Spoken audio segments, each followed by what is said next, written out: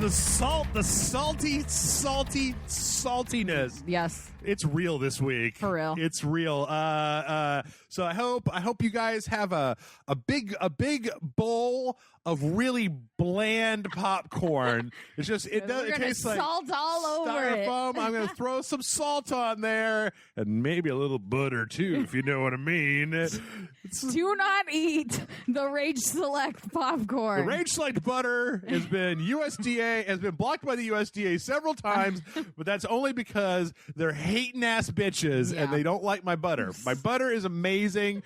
That cow Rage Select butter for hating ass bitches. Rage Select butter. Don't believe the government. It's great on popcorn. I wouldn't use it for anything else, but that's probably about it.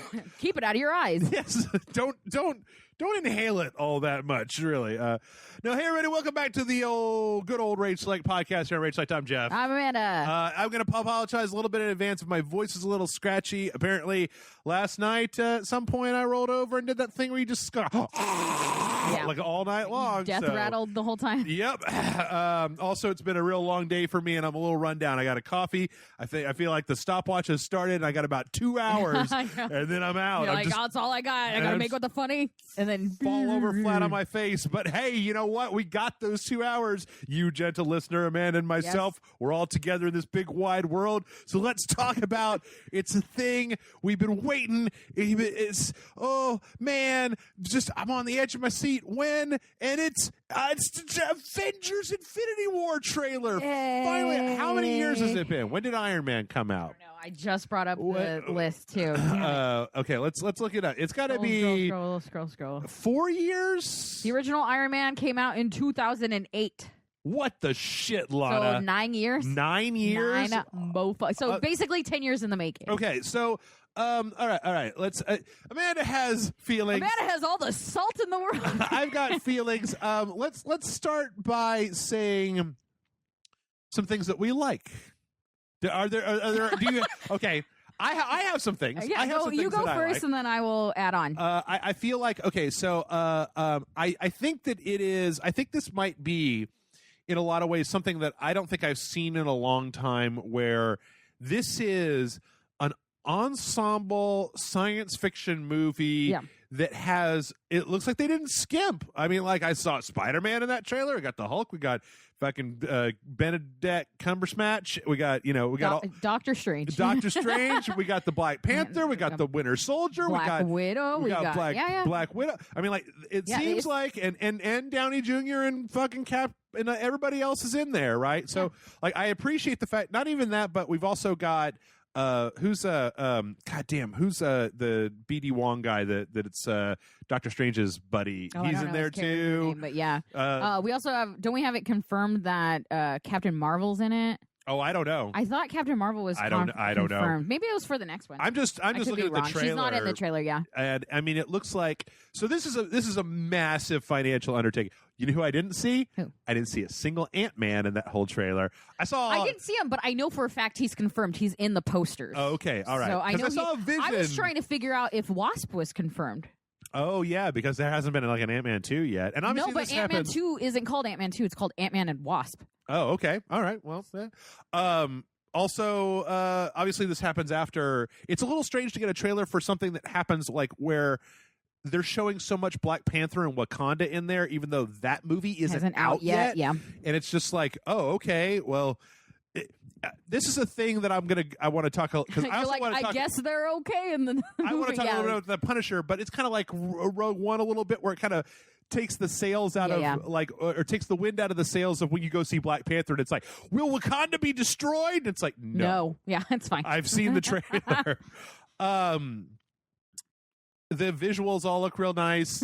And you know what? I kind of forgot. Like, I feel like everybody in the Marvel universe kind of has their own shtick, right? Their own, like, aesthetic. I forgot how much I really like the Avengers theme, the music from it. Yeah, when it's really good. At the end, it's just like, oh, I get all tingly because, like, they don't bust that. I don't feel like they bust that out in every movie. Like, they all have their own, you know, like Winter Soldier had that whole, like, screamy Winter Soldier thing. Everybody's got their own little tunes, and this is the first time I've really heard that. So now I would like to turn the floor over to Amanda. Well, okay, so first of all, I do want to say that it's a very great undertaking, and I never in my wildest childhood dreams thought that we would see a movie that would be like, I don't know, do you guys like superheroes? We got a single Batman movie. Oh man, that's amazing. Oh, we're gonna do the X-Men. What? Like the whole fucking school? Yep. And now it's like, 24 superheroes, throwing them into outer space, fucking whatever. Like, that's crazy, and I'm interested to watch it, and I will watch it, of course, but holy shit.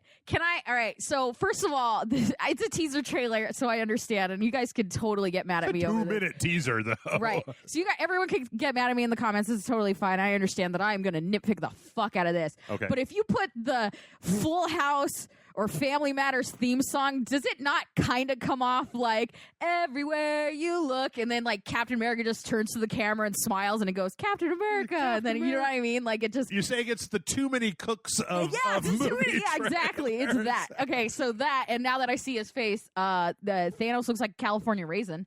What the fuck is up with the lack of helmet he had in every scene in all the other movies? Yeah, he was even dressed in his Thanos outfit. He looked pretty good in all the other. I don't understand why. Yeah, no, here's him in the first Guardians, and he had the whole. He looks so cool. And then they were like, you know what? We need to make him look way more realistic. And it's like he's fucking Thanos. Well, he's so much more iconic in the books because he always wears it. It'd be like if Darkseid showed up, he was just wearing like a California Banana Slugs t-shirt and some cargo he's shorts. Got like Ray-Bans on. You're like, what's going on? What? No, he's got to have the thing. Just, weirdly casual. I don't understand why. Does Thanos have a hair in the comics? I don't know if I've ever seen him without the helmet. Oh, okay. That's true. But the one thing that's a little weird to me about his design is I feel like he's got more chin ridges, like a higher density. And that's what HD will do to your chin, man. I guess that's just that's the way he's always been. Yeah. But yeah, I agree with the super casual. He looks weird. He looks like a purple thumb, and I don't like it. He also seems like, I feel like not to be like an advocate for a lot of super overproduction, because that's one of the things I feel like the DC movies do that I just not visually I'm not a big fan of. Mm-hmm.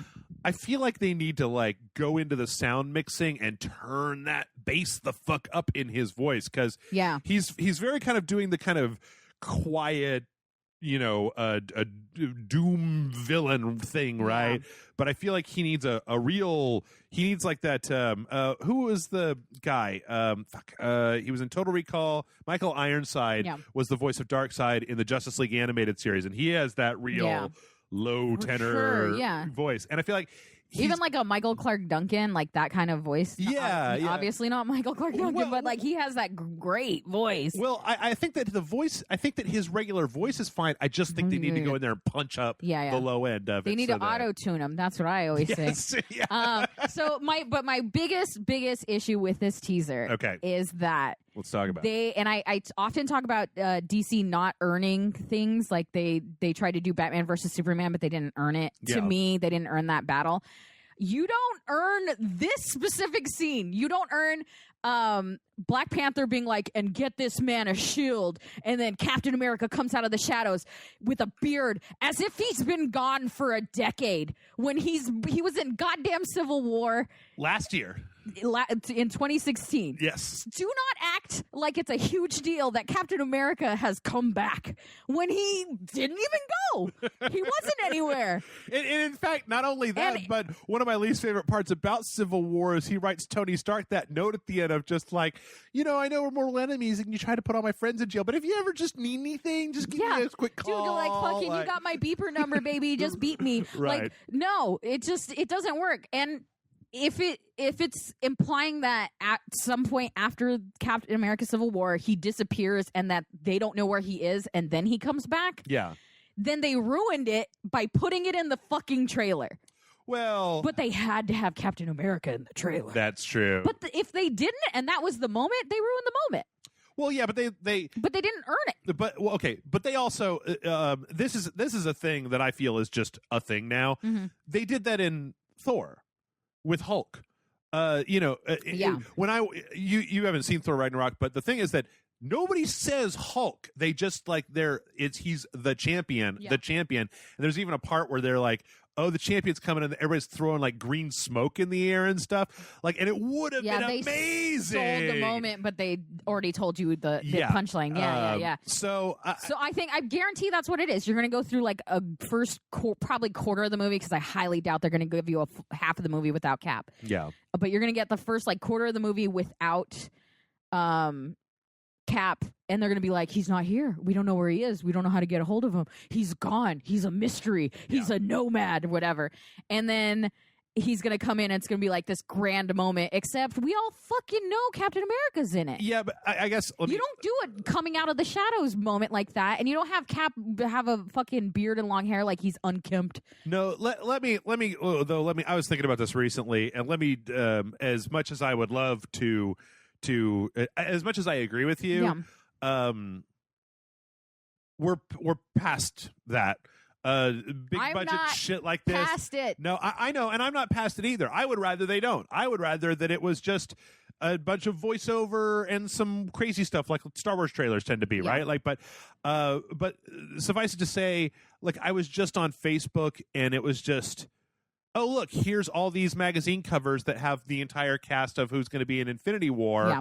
And it's like, oh, okay. So at this point, the information that you're talking about, like, just looking at those characters, I'm like, well, I guess I know that War Machine is back, and that him being injured in Civil War isn't going to keep him down. So here's the thing about that, though. Like, they've definitely done things to try to fuck with people. Yeah. They've had actors from other Marvel cinematic movies show up on set in costumes that aren't around anymore. Yeah. And aren't in like the movie. They literally were like, well, I don't want to spoil, like, Fantastic Four movie. No. Like they were like, hey, Jessica Alba, you think you could come in dressed like... No, I'm trying to think of, like, I can't. I don't want to spoil what happens to a character in another movie that came out earlier this year. Which movie? Guardians 2. Are we in the clear for that?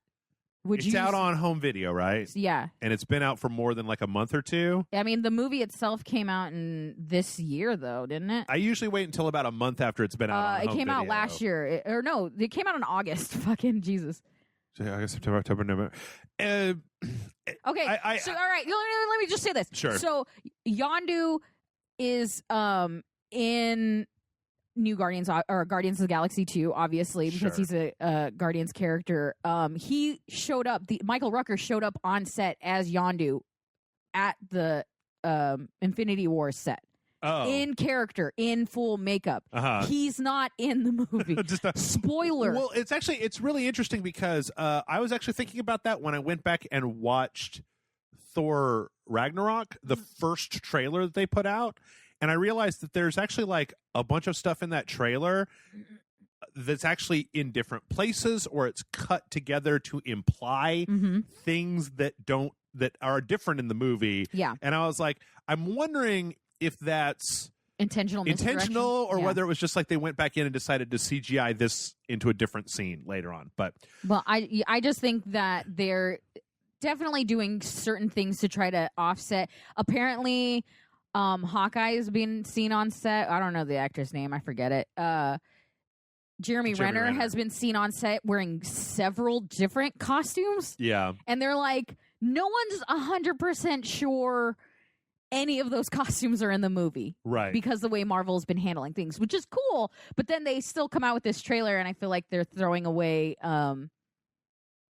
like iconic scenes, or like scenes that are supposed to have emotional depth that have that don't feel earned as of now. You can maybe earn them in the movie, but the implication is, for me, is that Captain America has disappeared when we just saw him. I think that if I think that you should probably stick to your previously spoken no trailers policy, because they've just become so spoilery. So here's my thing is just that I can't keep watching these and nitpicking, because I still hold them to the standards I hold all movies to. Sure. And unfortunate. Like, if you give them a pass for certain things, then they, you give them an inch, they'll take a mile. And Ooh, I would. that's a good transition. But I got one more thing to talk about before we can transition okay, let's to do it. give them an inch and take a mile.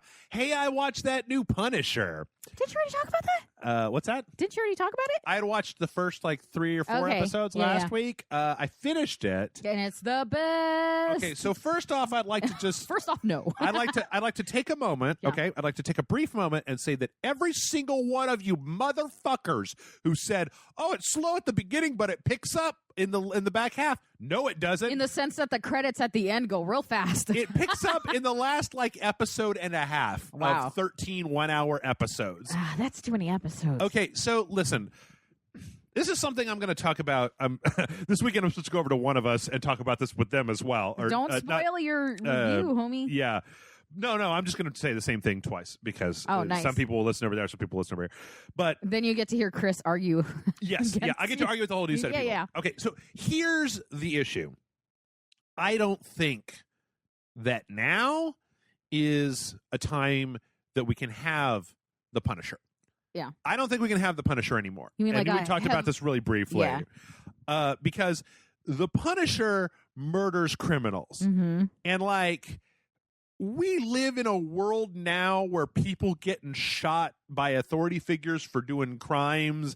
There's a lot of stuff that's going on with the police and with just heavily law armed enforcement citizens are shooting a lot of people too. There's a lot of shootings out there. The idea of a private citizen with a gun going out and just shooting people is a different It's a lot less appealing than it was in the 90s. Right. So the problem then becomes 70s? When did the Punisher start? Was he a 90s he's character? a Spider-Man villain at first. Right. Was he an 80s character? I think he was late 70s, early 80s. Okay. I don't know. Some old don't know who that was.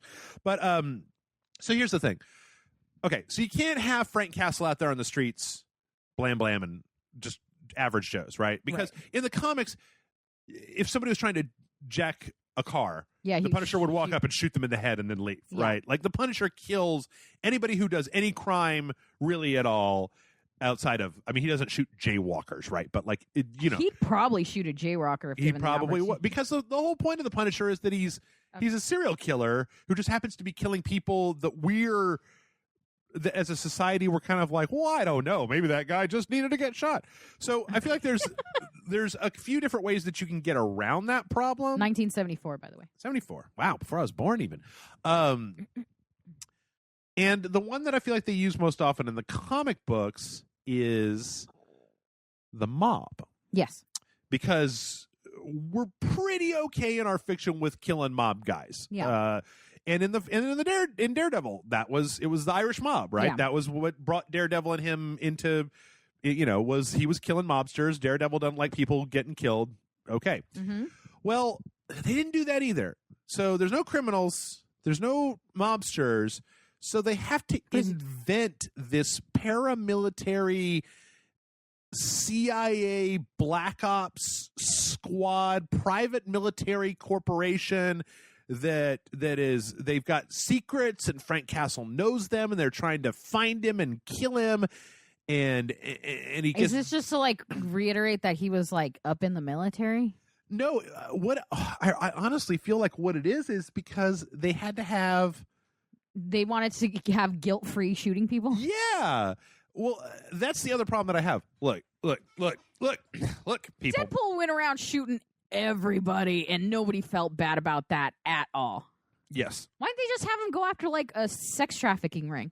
No one would feel bad about him murdering. The Welcome Back Frank storyline that Garth Ennis wrote, where it's about the Nucci family, the one that they used pretty much for the first Thomas Jane, is that who that guy was? Punisher movie. Mm-hmm. That's a fine story. I liked it better in the comics because the mob family had this matriarch, and she kept getting more and more fucked up by the Punisher as time went on until she was quadriplegic in a wheelchair, and then the Punisher throws her in a fire. Anyway, spoiler alert for that. But you could have set up the mob. You could have set up sex traffickers. You could have set up drug dealers. Yeah. You could have set up whatever. The problem, I think, is that all of those Netflix Marvel shows have either had the disposable baddie of the hand or faceless bad guys, Mm-hmm. and then they all punch him up. Nobody in that universe is killing people outside of the Punisher. Yeah. And in Daredevil, they set him up not as a morally ambiguous character, because I feel like that's a really interesting dichotomy. Is Matt Murdock is a lawyer, he's a Christian, and he beats people up because he believes in the due process of the law. The Punisher is a serial killer who shoots criminals because he does not believe in anything except for killing people. So the two of them make for a really interesting pairing.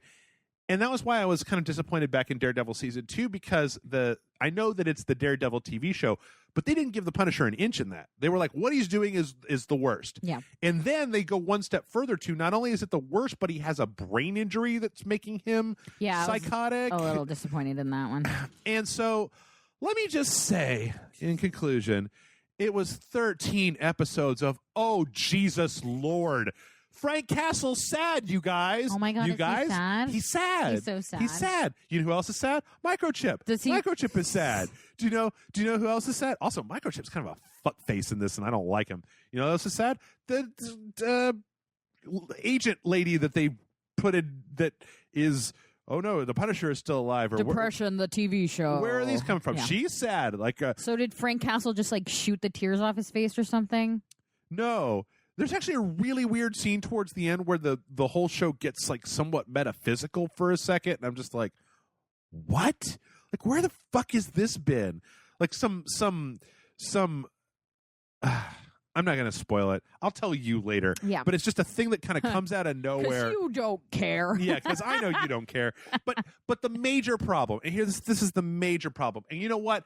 Again, I'm going to go back to last week. I'm sorry if this whole show is just a repeat of last week, but like, look, Netflix shows about superheroes, they hinge on your desire to spend like 8 hours listening to why these heroes are mad or sad or bullshit or whatever. Yeah. Right? Their personal inner turmoil.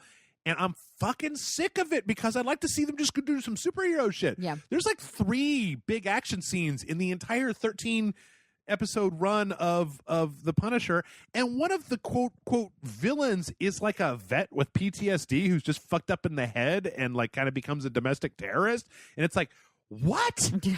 Like, what? This is worse than just like having like a mob boss. A mob boss, right? Like, what's the problem with having John Wick, except it's the Punisher, and instead of the Russians, it's the Irish mob? Straight up.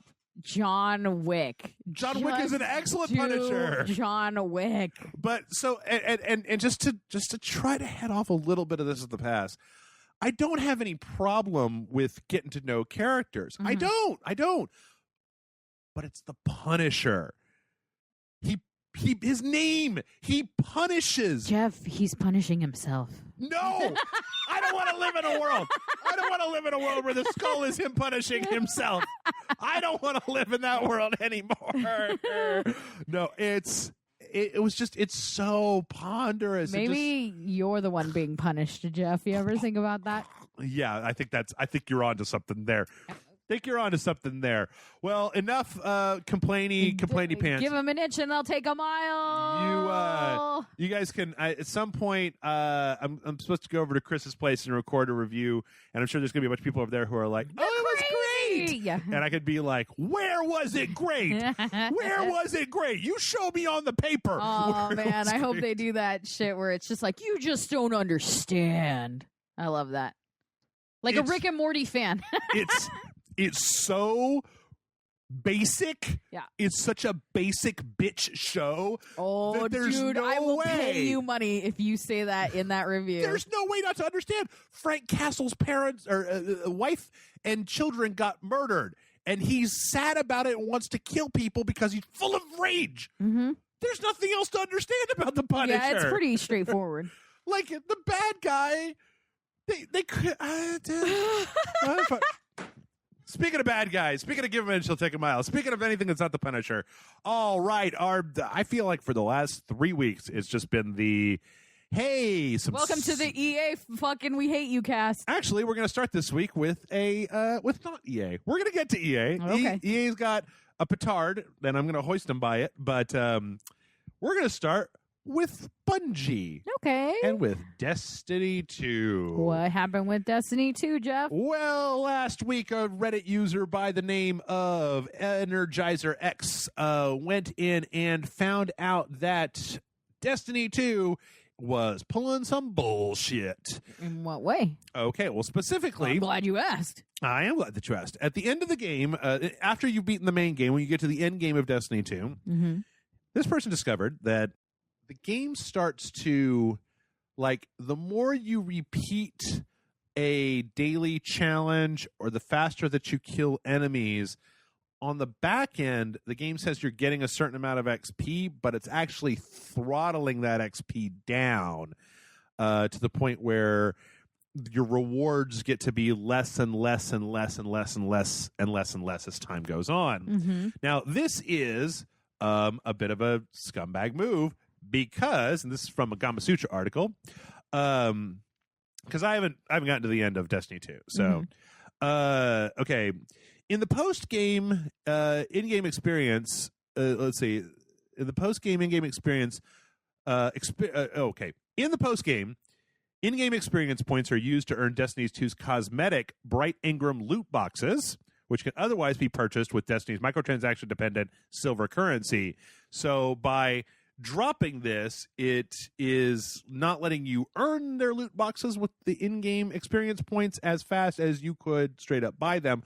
Also, apparently, this also is attached to, apparently they have a thing where Red Bull and Pop-Tarts both have codes that you can enter in to get like an hour XP boost thing. Yeah. And those are also being throttled by this. Oh. In fact, I got a chart here. Let's look at charts. Yeah. All right. So describe it to the people at home.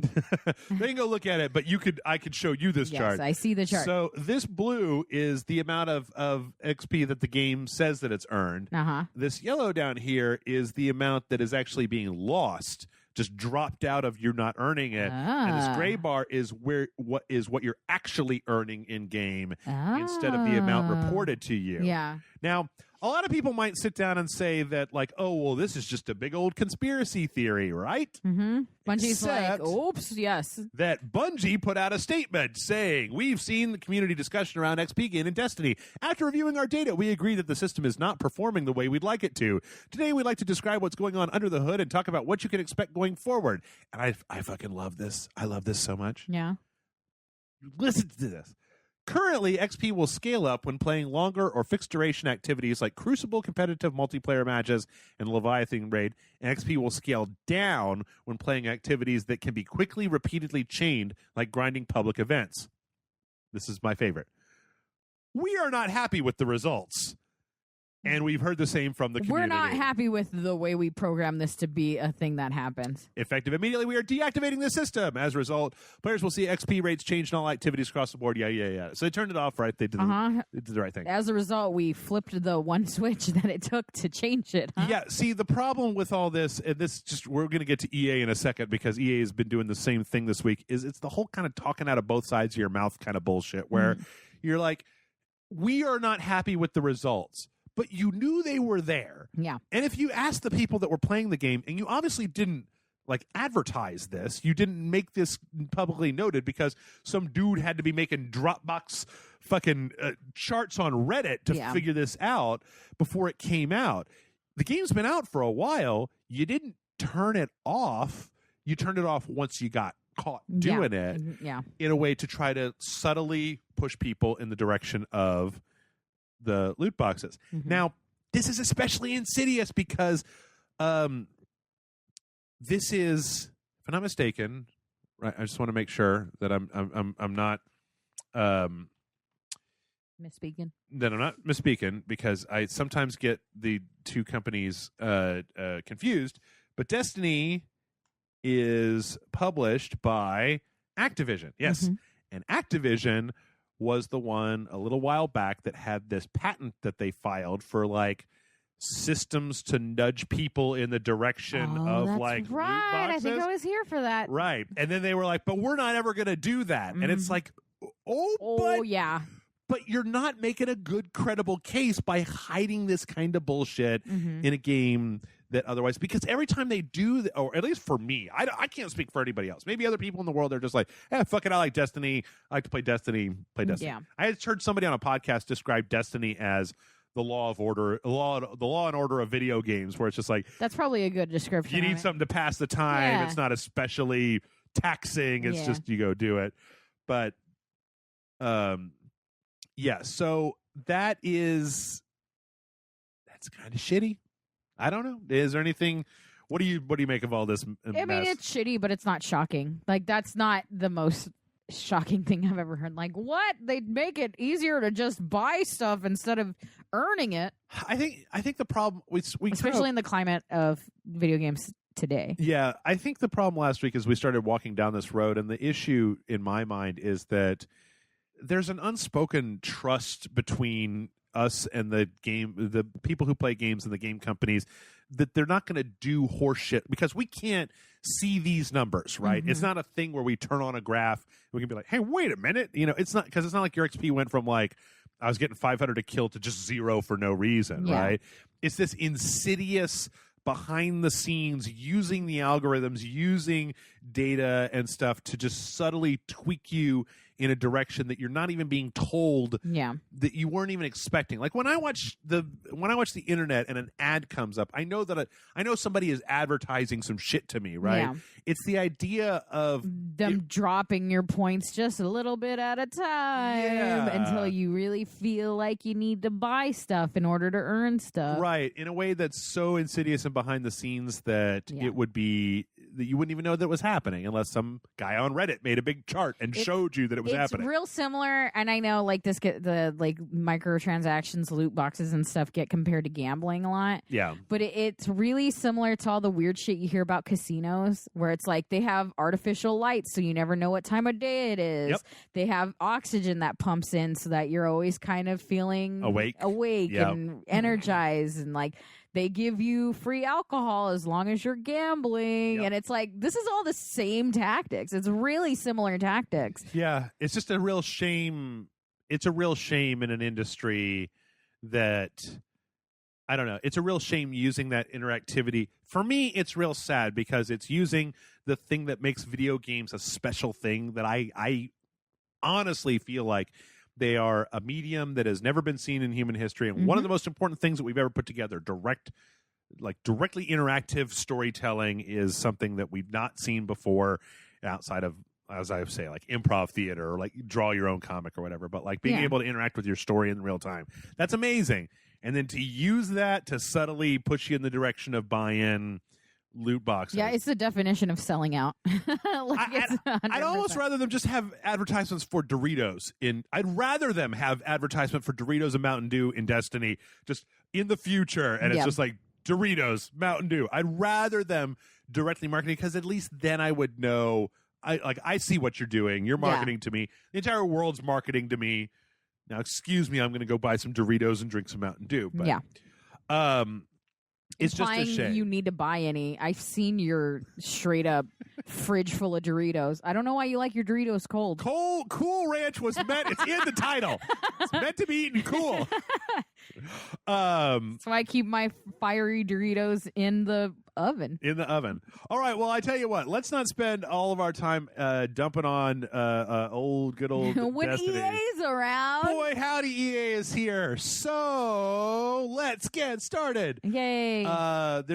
Speaking of Reddit, there's a person on Reddit known as Uninspired Zebra who has done some data mining into the Star Wars Battlefront 2 source code and found a hidden character customization menu that has basically the switches in it to be able to switch between kind of different versions of, say, stormtroopers, different kind of like layouts of the way that their what do they call that, livery looks on their armor. And well, that one looks dumb. Yeah, that was some kind of like camouflage one. Yeah. Anyway, so they found this, and it's interesting because EA has talked about turning on cosmetic stuff, but they said they didn't get a chance to finish it before the game went out, so it seems like this is a remnant of it. Yeah. Okay, we already know that Battlefront 2 has shown its hand. It's just a money-grubbing sack of garbage. But after this came out, I believe, EA came out, and oh man, you want to talk about quotes from EA? Yeah, let's do it. Let's see. So first off, this is from a GameIndustry.biz report from their, let's see, CFO, EA CFO Blake Jorgensen, who talked about, quote, some people have more time than money and some people have more money than time. You always want to balance between those two, which just, that's the justification they always make for microtransactions, right? Is those like, well, some people just want to pay more money and win the game. And it's just like, well, listen, I don't want to be a get good noob guy, but like, that sucks. Like, that's also not like, who wants to buy? Whatever. Like, that's a dumb thing to say. Anyway, but so they go back over to cosmetic items and talk about cosmetic items, and there's this quote that this guy has, and groan. Quote, if you did a bunch of cosmetic things, you might start to violate the canon. Darth Vader in white probably doesn't make sense versus in black. Not to mention, you probably don't want Darth Vader in pink. No offense to pink, but I don't think that's right with the canon. First of all, I've seen so many fucking cosplayers make a pink Darth Vader that you need to shut the fuck up. Second of all, do not talk to me about goddamn canon when you have this motherfucking game. For God's sakes. Well, yeah. Well, as a lot of people have pointed out, please don't discuss canon with me when Darth Maul and Rey can have a fight on Theed. Yeah. Like, that's not... The fuck you talking about, bro? Yeah. Like, don't give me your bullshit and not expect me to, like, question that. Also, it's worth pointing out a couple of other things. First of all, there were a bunch of, like, remember the heads in Star Wars Battlefront that you could unlock with points, right? So, like, there was that. Yeah. It's just like you went straight to the idea of, like, well, pink Darth Vader, am I right? It's like, well, maybe not pink Darth Vader, but maybe like a Twi'lek rebel, right? Yeah. Or like a different Wookiee skin, like a different skin for the Wookiee commando. That's not crazy to, like, if they were like, you can customize everything except for, like, actual storyline characters, like actual, like, you can't change Luke, you can't change Darth Vader, you can't change Rey. That's fine, but you can change all the stormtroopers. You can change all the fucking Wookiees. You can change. You know what I mean? Let them change it. Let them change it. What the fuck? Why? Why bother? What fucking canon? Well, you don't care about canon. Yeah. Like I the just, money cannon they have. Poo poo poo. I mean, the thing is that most of those characters they wear different outfits anyway. Like, you got Han Solo in there. So you got regular Han Solo. You got General Solo. You got Hoth Han Solo. You got Han Solo in a stormtrooper costume. You got, like, the people in the movies, the characters, they changed costumes at different times and places, they right? Wear different clothes all the time. Yeah. Not only to mention that, like, oh my God, it's also not like when I'm playing Overwatch and I see somebody dressed up as Pumpkinhead Reaper that I'm just like, oh, who is even that? I'm done. This is stupid now. No, it made sense before, but Pumpkinhead. Exactly. What? Santa Torbjorn? Just fucking no. You know why it's upsetting? It's because he's using, whoever said that is using the CFO of EA. The CFO of EA is essentially using nerd terminology to try to go against them. Mm-hmm. So he's like, oh, that would mess the continuity. You guys care about continuity, right? Am I right? And it's like, fuck you. This isn't about continuity, and you know it. You're just trying to use our own, like, wording, our own verbiage against us, and that's not the way this works. Yep. So so here's the thing. You're also talking to a generation of people who write slash fiction, so fucking don't worry But his words ring false because development was already done in the game. They started down that road. We saw the source code for a bunch of different clone troopers with different livery on, right? That you could sell as a cosmetic thing. They went down that road, and then they probably realized they could make more money if the cards that you were buying directly impacted gameplay as opposed to just being cosmetic items. Mm-hmm. That's the problem with this bullshit, is that, like, I think that a lot of people would be fine if it was like Overwatch. If it was a $60 game and it had a decent campaign, which I still feel like people aren't upset enough about how shitty the campaign for that game is. But for Overwatch? No, for Battlefront. Yeah. I was like, there's a campaign? But if it would just been standard Call of Duty progression and then there's loot boxes and you get costumes out of it. Yeah. I think it would have been fine. Yeah. I think it was a good single player game. Do that shit in the multiplayer. Use it to fund the expansion packs. I think that people would have been okay with that. But they were just so greedy. So goddamn greedy. I mean, it's been kind of fun to see people's pictures from Black Friday and show the shelves of like all the video games that are gone. And Star Wars is still there. Yeah, it's like right there. Well, I tell you what, when that happens, your stock price tends to fluctuate a little bit. So EA's stock actually fluctuated down in October. I'm surprised. And technically, this is one of those things that makes for a great headline, because the headline says like EA stock goes down, investors lose $3 billion, and it's like, well, yes, that is true. The company is worth a lot of money, and that amount of a dip does technically reflect a potential stockholder. Like if you sold at that point when it was down. However, this article that I'm looking at points out very specifically that their stock price is still up from last year. Right. So like their stock price may have dipped down because it probably boosted when Battlefront came out and then dipped when all this controversy was happening. Yeah. But still, it's worth noting that, like, if you fuck around enough, it will actually affect you in a financial way. They could have been making more money. Yes. Because could absolutely be they're making more money. seeing a drop in the value, but if they were higher than they were last year, imagine how high they would be if they came out with a decent game. Yeah. If people actually bought their game. Also, I don't know how you bring your fucking like speculative B game when you're going up against the Call of Duty World War II game that like I sold twice what last year's. Like I think that if anybody, EA should have been like, the guys over at Activision were like, Call of Duty, it's a sure thing, it's a lock, near future games, blah blah blah blah. And last year, Call of Duty Infinite tanked. It didn't tank, but it just wasn't the giant money machine that it usually is. And that's with that game. See, last year, Activision did this where they were like, not only do you get this crazy thing that's totally better than Halo, but if you buy the $80 version, we'll give you the remastered version of Call of Duty Modern Warfare, your favorite game of all time, for free. Yeah. And everybody was like, nah, bro, that's stupid and I don't like it, and fuck you. Except for me, because I run a... What do you run? Show about video games. Show that has video games on it. What channel is that on? It's Game Grumps. So, all right, before we get out of here, apparently, see, I don't know. The other thing that's upsetting to me is that it just also seems like they made half a game and then put it out. Like, it didn't seem like it was finished. I mean, that's kind of standard.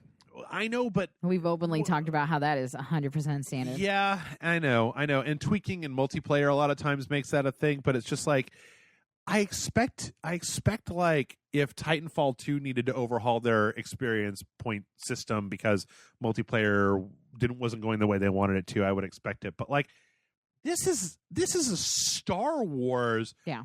Show some fucking pride in your work, guys. Well, no, made by the Battlefield team, made by DICE. Like these aren't this isn't an indie game jam, y'all. Yeah. Like but apparently if you are still playing Battlefront, there are some updates. Apparently each phase of Galactic Assault now has more reinforcements, which helps because the attackers were just getting housed every single time because all you have to do is blow up these big slow moving things on the map, and that was really easy to do. There was a bug where the villains couldn't get out of their spawn point in Heroes and Villains mode that's been fixed. That's hilarious. Boba Fett can no longer hover over capture points way up in the air where nobody can get to him and capture them. That's hilarious. And my favorite thing is apparently they're trying to fix the end of a match screen, which I don't know if you remember, but there's a thing in Battlefront where, like, okay, so you get the most kills, so you got the highest score, and you got that because you spent all your time on the capture point and blah blah blah. So when the match ends, it shows you it's kind of like like accolades for like who were the best people this match. Yeah. But more often than not, it ends up like the screen that we're looking at, where all 5 slots are the exact same person. Yeah. So it's like longest kill streak, most assists, MVP. And they're basically trying to get that to a place so that anybody else can have some time up on that screen as well. So maybe you should get good. Maybe. I think I'd rather go back and play. I think I'd honestly rather play Call of Duty. I think I'd honestly rather play Call of Duty this year than Battlefront. I mean, if we're fucking playing multiplayer games, I'd still go back to Overwatch. Come on, man. Well, that's true. Well, before we leave this train just yet, we've got a few more items of garbage to tip onto the plate. This is actually, you know what? This is not the worst thing. So a little while back, Take-Two talked about how basically they want to make sure that there's microtransactions in everything that they put out in the future. However, this was the Credit Suisse 21st Annual Technology, Media, and Telecom Conference.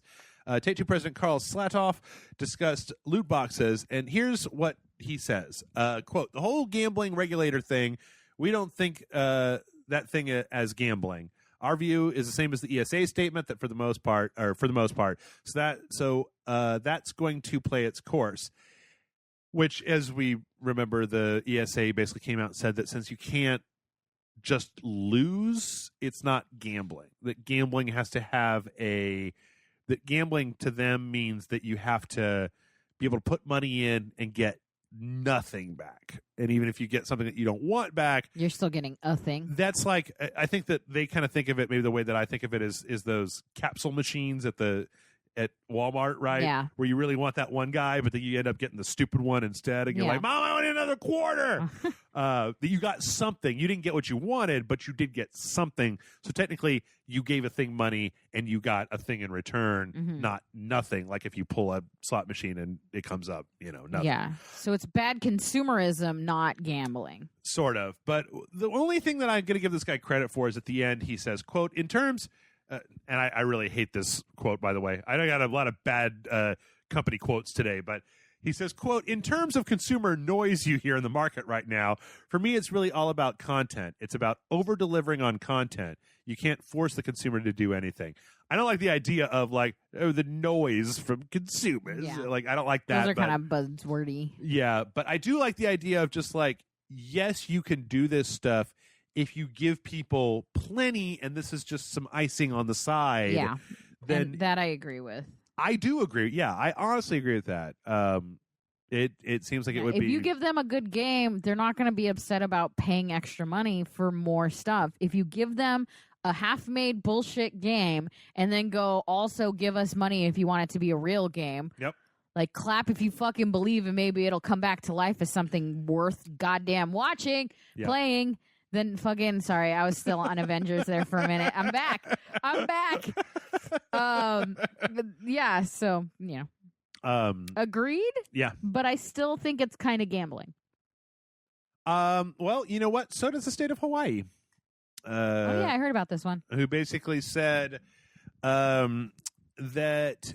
I'm with you, Hawaii.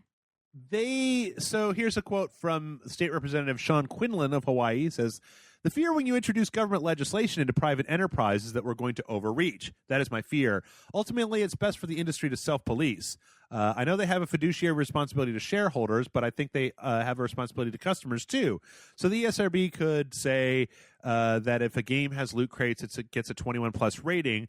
I wouldn't want it to be federal law. I think that's a very slippery slope. And that's been what I've been saying this whole time, is that it shouldn't be regulated by law. As much as I like certain people in our government and dislike other people in our government, a lot less people. Yeah, I still don't want. Okay, as a card carrying libtard cuck over here, I would rather not have Elizabeth Warren making my video game Child Protection Act of 2017. I'd rather that just not happen. As a liberal who grew up with Tipper Gore trying to get the shit on CDs back in the day, the parental advisory warnings. Yeah, fuck that shit. Yep.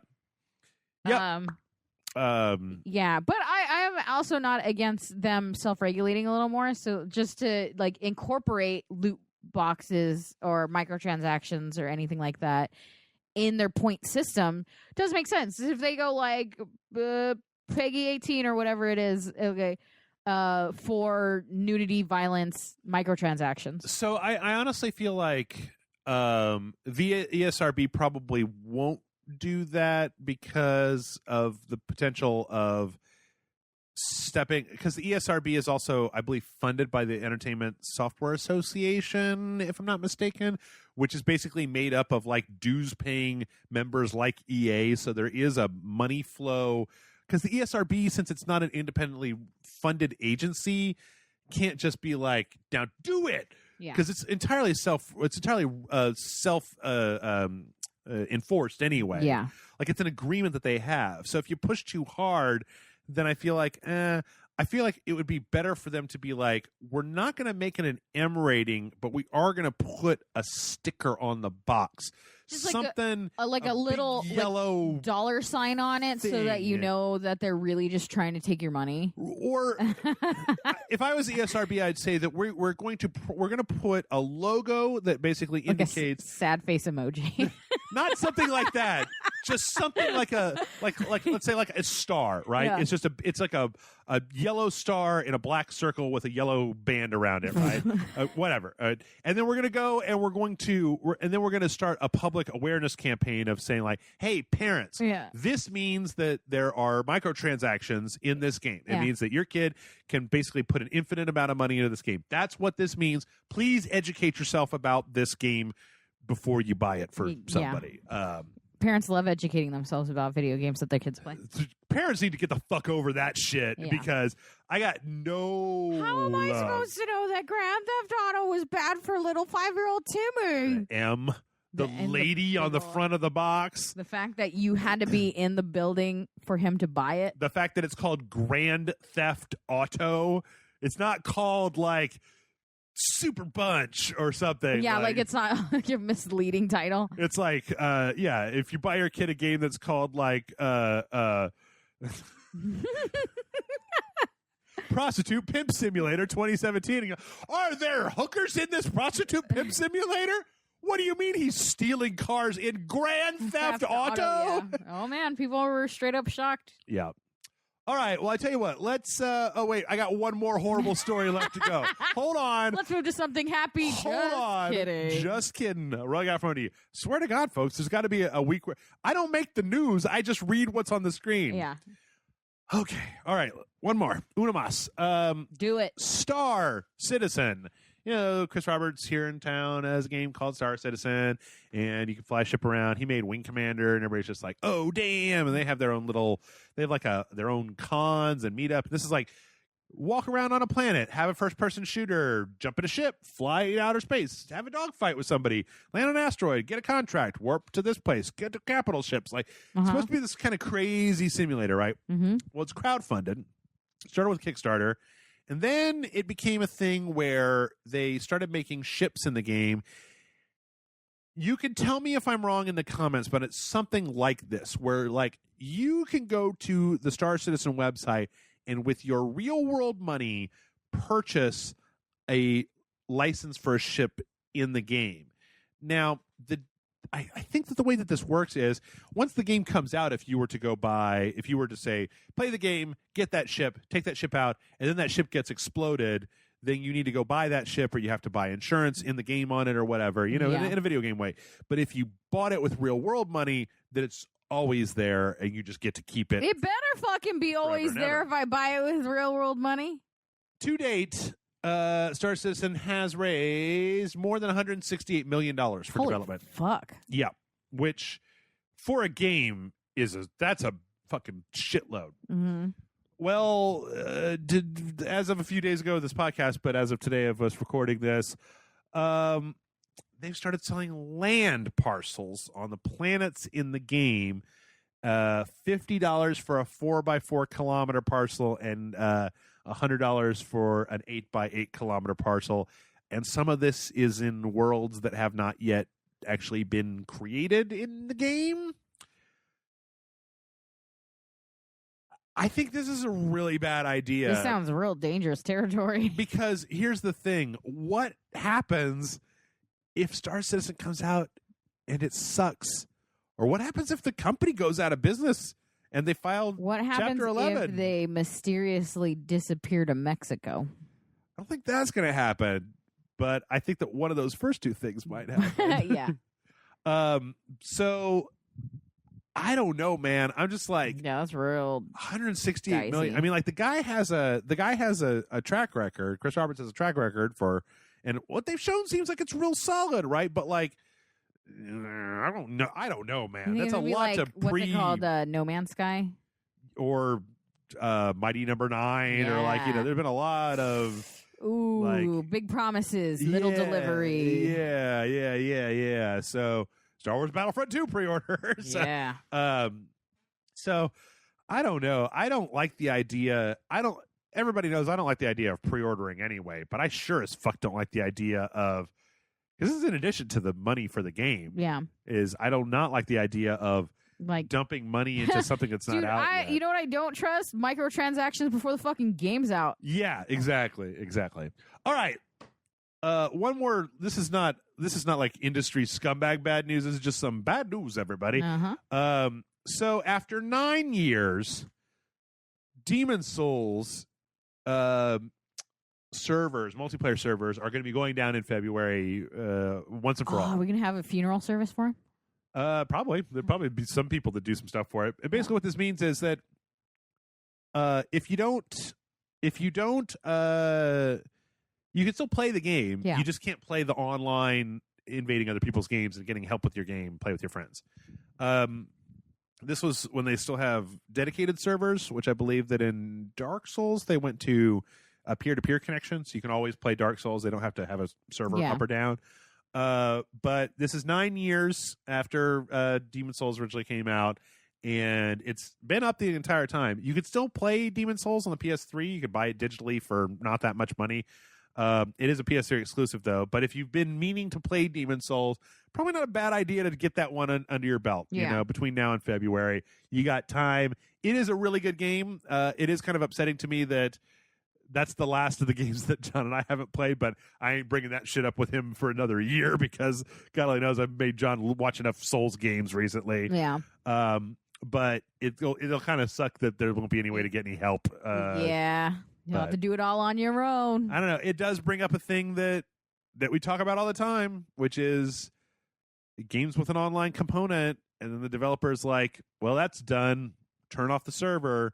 Like, that 9 years is a fairly good run. It is a fairly good run, but if the game had been programmed like Dark Souls with a peer-to-peer connection instead, it means that I think it would be able to go forward into the future. Yeah. Because Dark Souls has events every year where everybody will agree to basically go back to the beginning of the game, and basically on the same day, everybody's going to start a brand new character. We're all going to help each other out. We're going to jam. We're going to invade each other. It's going to be like when the game launched. And they do it like twice a year, I think, just to give everybody a chance to kind of experience that. That is the nerdiest thing I've heard in a while, Jeff. Yep. I didn't make it. And I am here sitting in the same room as you. Well, I tell you what else is really, really nerdy, and that's crossovers. And speaking of Souls crossovers. Oh, my God. You saw that? I was so happy. Cup Souls. Let's get to something fun. This is a small animated video that's basically a Cuphead Dark Souls mashup. I fucking love it. Make this game. It's pretty spiffy. Yeah, it's so good. It's like a straight up trailer. Yeah. It looks like an awful lot like Cuphead. Somebody did some work in imitating the art style of Cuphead quite a bit. I would play this. I don't know. This overworld is pretty cool. That's the gaping dragon. Yeah. It's funny to me, too, because I know what every one of these areas is, and every one of these is like a direct parody of a Dark Souls area. That's an area from Dark Souls 2. But, yeah, and all these different bosses are, fucking love it. Bosses that I've fought before. But were they this adorable? No. I love it. No, none of them were this adorable. But yeah, this is exceptionally well done. And if you haven't seen it, you should probably see it because it's really, really well produced. Even though that little endpoint where the two get smashed by the giant foot is a little. That's less. I don't think the Cuphead has that kind of like goop when he direct animation for a death. No, but he. I mean, Yeah, he animated it, so it's fine. Yep. So that's from 64 bits, and they do a lot of really great animation stuff. So, yeah. There's definitely another one that I've shown you from them, but I can't think of what it is now. So okay, whatevskis. Next up, we got the announcement that Shin Megami Tensei 5 is coming to the West and it's coming to Nintendo Switch. I don't feel like that's a big thing. There was a trailer for it that came out a little while back, but it's the exact same trailer, just came out, but it's all in English instead of Japanese. Nice. Doesn't make it any more explicable. It's just as inexplicable as it was before. So now I just recognize some of those words. Yeah. We got one other trailer this week, I feel like, that was worth talking about, and that was for Crossing Souls, which actually Amanda and I were both like, I don't know, I felt like you were at this point, we were all like, fuck this, not talking about that, we're not watching this, and then we watched this and we were like, all right. Yeah, it starts with a very much kind of like 80s cartoon style. I feel like they would have been the BK kids in the 80s. Yeah. You know what I'm talking about? Like, they're definitely selling Burger King. And so this is 100% 80s throwback. 80s. It seems like an adventure game. Let's see. Oh, I look at these movie is that posters. Critters? Short Circuit. Oh shit, yeah. That's Airheads, right? Yeah. Critters. That's what's that Stallone movie? Cobra? Yeah, Snake, The Fly, and then I don't know what that one is. I can't. Stand By Me. Oh, okay. It says wait for me. And here's the big Zoltar booth. I bet if you keep doing that, we'll get way more details. And I think so too. We just watched this because there's a DeLorean. Yep, DeLorean. I don't recognize these guys. Enjoy the view.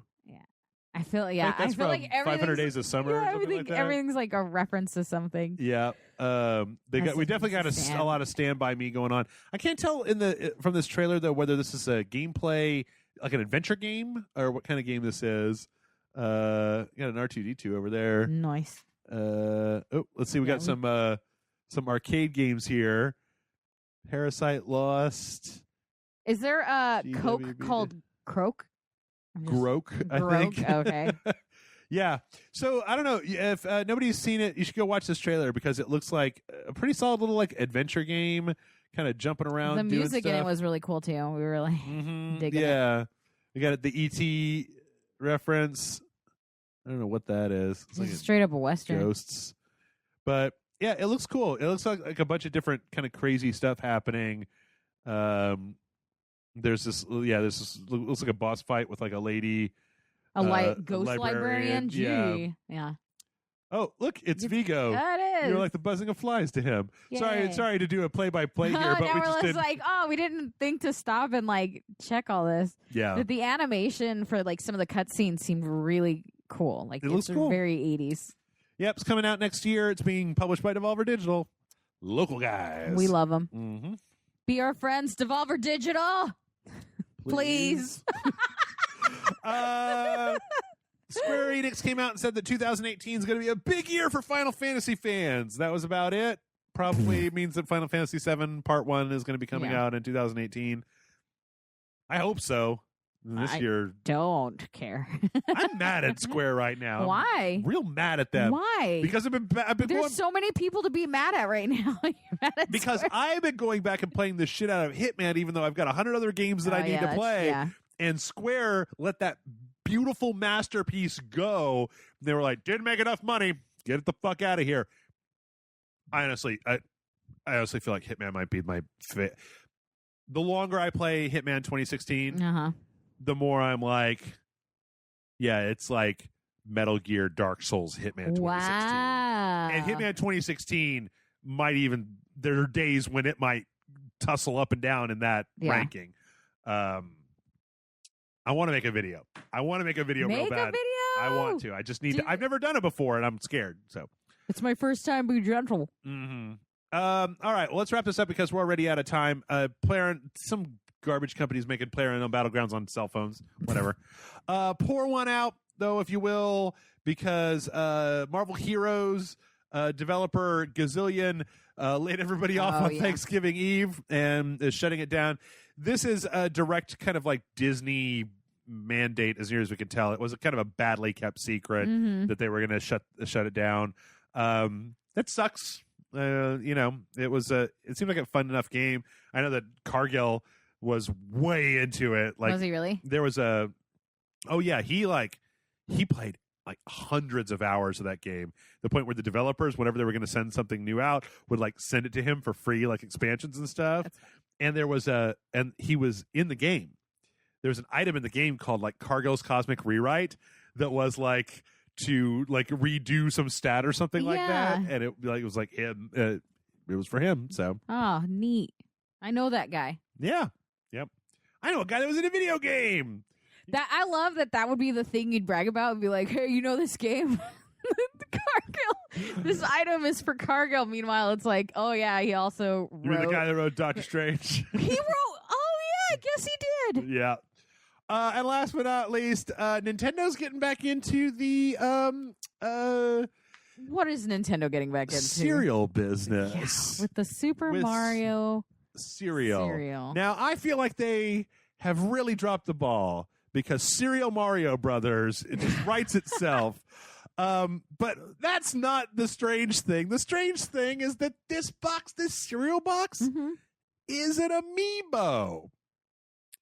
So when you use your cereal box amiibo, in let's say Super Mario Odyssey, which uses amiibos, yes, will Mario be wearing a cereal box for a hat? I don't know. I don't have any idea. This doesn't indicate. It doesn't give you any examples of like if you use this box. No. Or is it like a surprise? It's like currently unknown. I don't think it's out yet. Kellogg's UK did confirm that the cereal is coming to the U.S. with no plans for it to release in the UK. What? Kellogg's UK did confirm the cereal is coming to the U.S. Kellogg's UK was like with no plans for it to release in the UK. Yeah, it's going over there, but definitely not coming over here. Yeah, this just reminds me of, you remember back in the olden days how they had the Nintendo cereal, and it was like because of the Mario Duck Hunt double cartridge, it like was a double cereal that had cereal on one side and then like a different cereal on the other side. Oh, I do remember that. Yeah. That's weird. That's a weird memory. If I'll keep my eyes open, and if there's some at my store. Dude, can we do a video of just us taste testing the Super Mario cereal? I don't know. It looks like it's Hey everybody, this is our Rage Select cereal unboxing. It's got so it's just like puffed rice like stars. It's Lucky fucking Charms. Yeah, and then it's got like marshmallow question marks and then like 1-ups and mushrooms. So I mean, I'm sure it just tastes like fucking Lucky Charms. It's hearts, stars, mushrooms, 1-ups, and blue moons. Yeah. I remember when they added purple horseshoes to Lucky Charms. Really? It was a whole saga on TV of like this horse that showed up and the commercials were just like, what? No! Anyway, let's take a break, and when we come back, we will answer some questions, so stick around.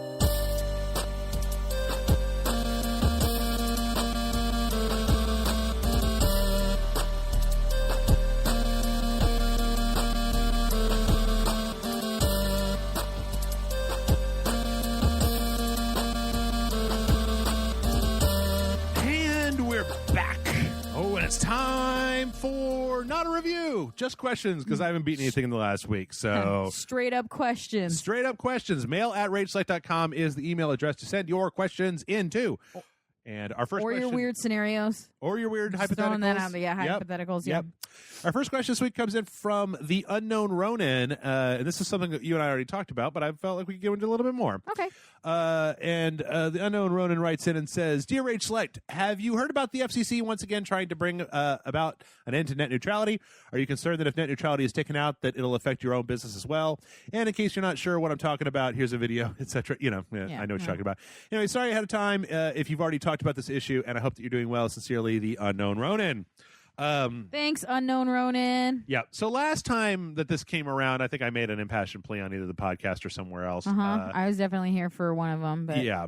To make it absolutely 100% clear. Well, okay. First off, it is possible that it might affect Rage Select a little bit, but probably not a lot, because even if they do segment up your okay, so one of the scenarios, nightmare scenarios that happens in net neutrality, which I guess for anybody, maybe there's people in other countries who don't know. What is the quickest and dumbest way you can explain net neutrality? For years, American ISPs have wanted to basically be able to. So the net neutrality at its heart, the concept of net neutrality is that every website is the same, whether it's Rage Select or CNN or Twitch or fucking Yahoo email, grandma, whatever it is that you're using. Judgy Judgerson. Whatever it is that you're using, Etsy or, just take your pick, that it's all the same, right? That it all comes to you through the same pipeline. So when you connect to the internet, you get all those things the exact same way. For a long time now, ISPs have wanted to essentially break that up into a thing where, let's say that if you own CNN, that you... Which I do. Which you do, which Amanda does. A lot of people don't know that. Amanda is just Rupert Murdoch. You don't know. Turns out. You could tell. Yeah. That an ISP could essentially... It started with the concept that an ISP could essentially make it so that that website had to pay them extra to get in what was called the fast lane, so that the traffic between you and CNN would essentially be prioritized and accelerated. So what that meant was that that was kind of a problem for the people who were making things on the internet, right? Like, let's say you had your own website like Rage Select, and you didn't have the money to pay Comcast to put you in the fast lane, that your website would then be served up slower, artificially slower in my IMHO, because they're trying to extort creators additional money from creators. The idea is that you'd be paying to have the website run faster. In actuality, most likely they're throttling everything else down. Yes. And then you're paying for regularity, almost like buying a video game and then them having it like, no, you're not buying the complete version of the game. Right. You're buying bonus stuff that happens to include the original ending to the game. Yeah. Kind of thing. Now, what I've actually seen this mutate a little bit, because I feel like the scenario that a lot of people are laying out now is that essentially you would buy an internet package that was $20 for stuff, but then you had to start adding on more to either get access to, or at least to get quick access to, other websites. So like you buy your basic package, but then let's say that you want the Netflix, Hulu, Amazon Prime video. Yeah. You're going to pay another $9 a month to get quicker access to those websites as the consumer. Yeah. Now, just to be clear, I don't look into this stuff all that much, but all of this seems to be the line from the people who want net neutrality to go away is that, well, we have to be able to charge you more for different services, because if we don't make enough money, then we'll never be able to innovate and create new technologies that will allow you to do better things on the internet. Yeah. Okay.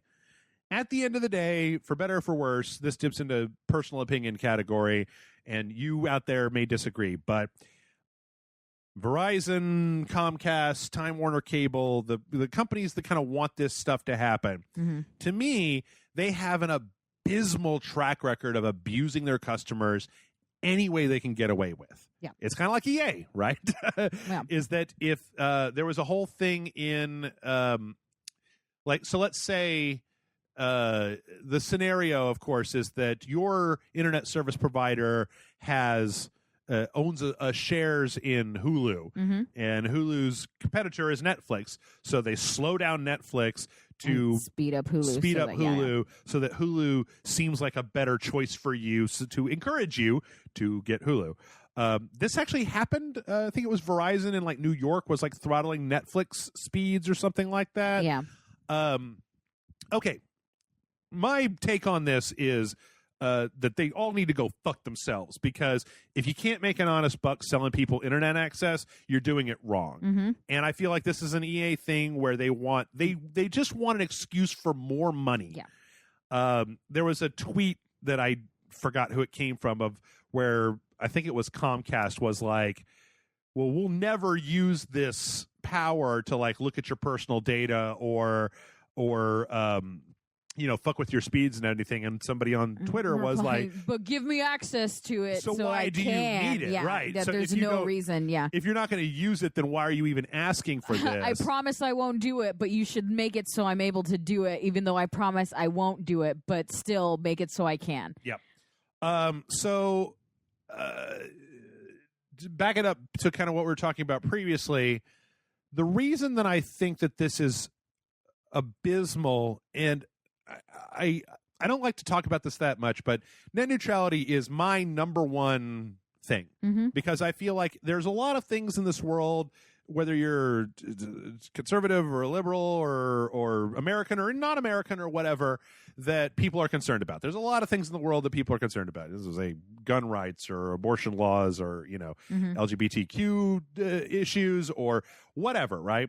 But I feel like a lot of these issues have used the internet, that we wouldn't even really know as much about these things if it wasn't for this tool for communication. Again, I hate to be hyperbolic about this, but as somebody who remembers what the world was like before the internet has changed this entire world in a lot of ways for the better, in some ways for the worse, and you can make an argument about better or worse or whatever. Yep. But the unfettered ability to communicate with other people in real time has changed the face of this world and accelerated that change in a way hitherto which has never been seen.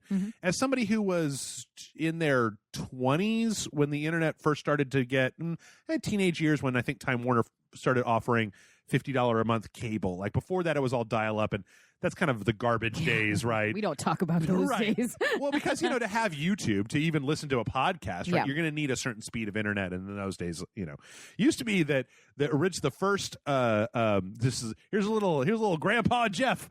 Back in my day. So this ties in because it tells you this is not.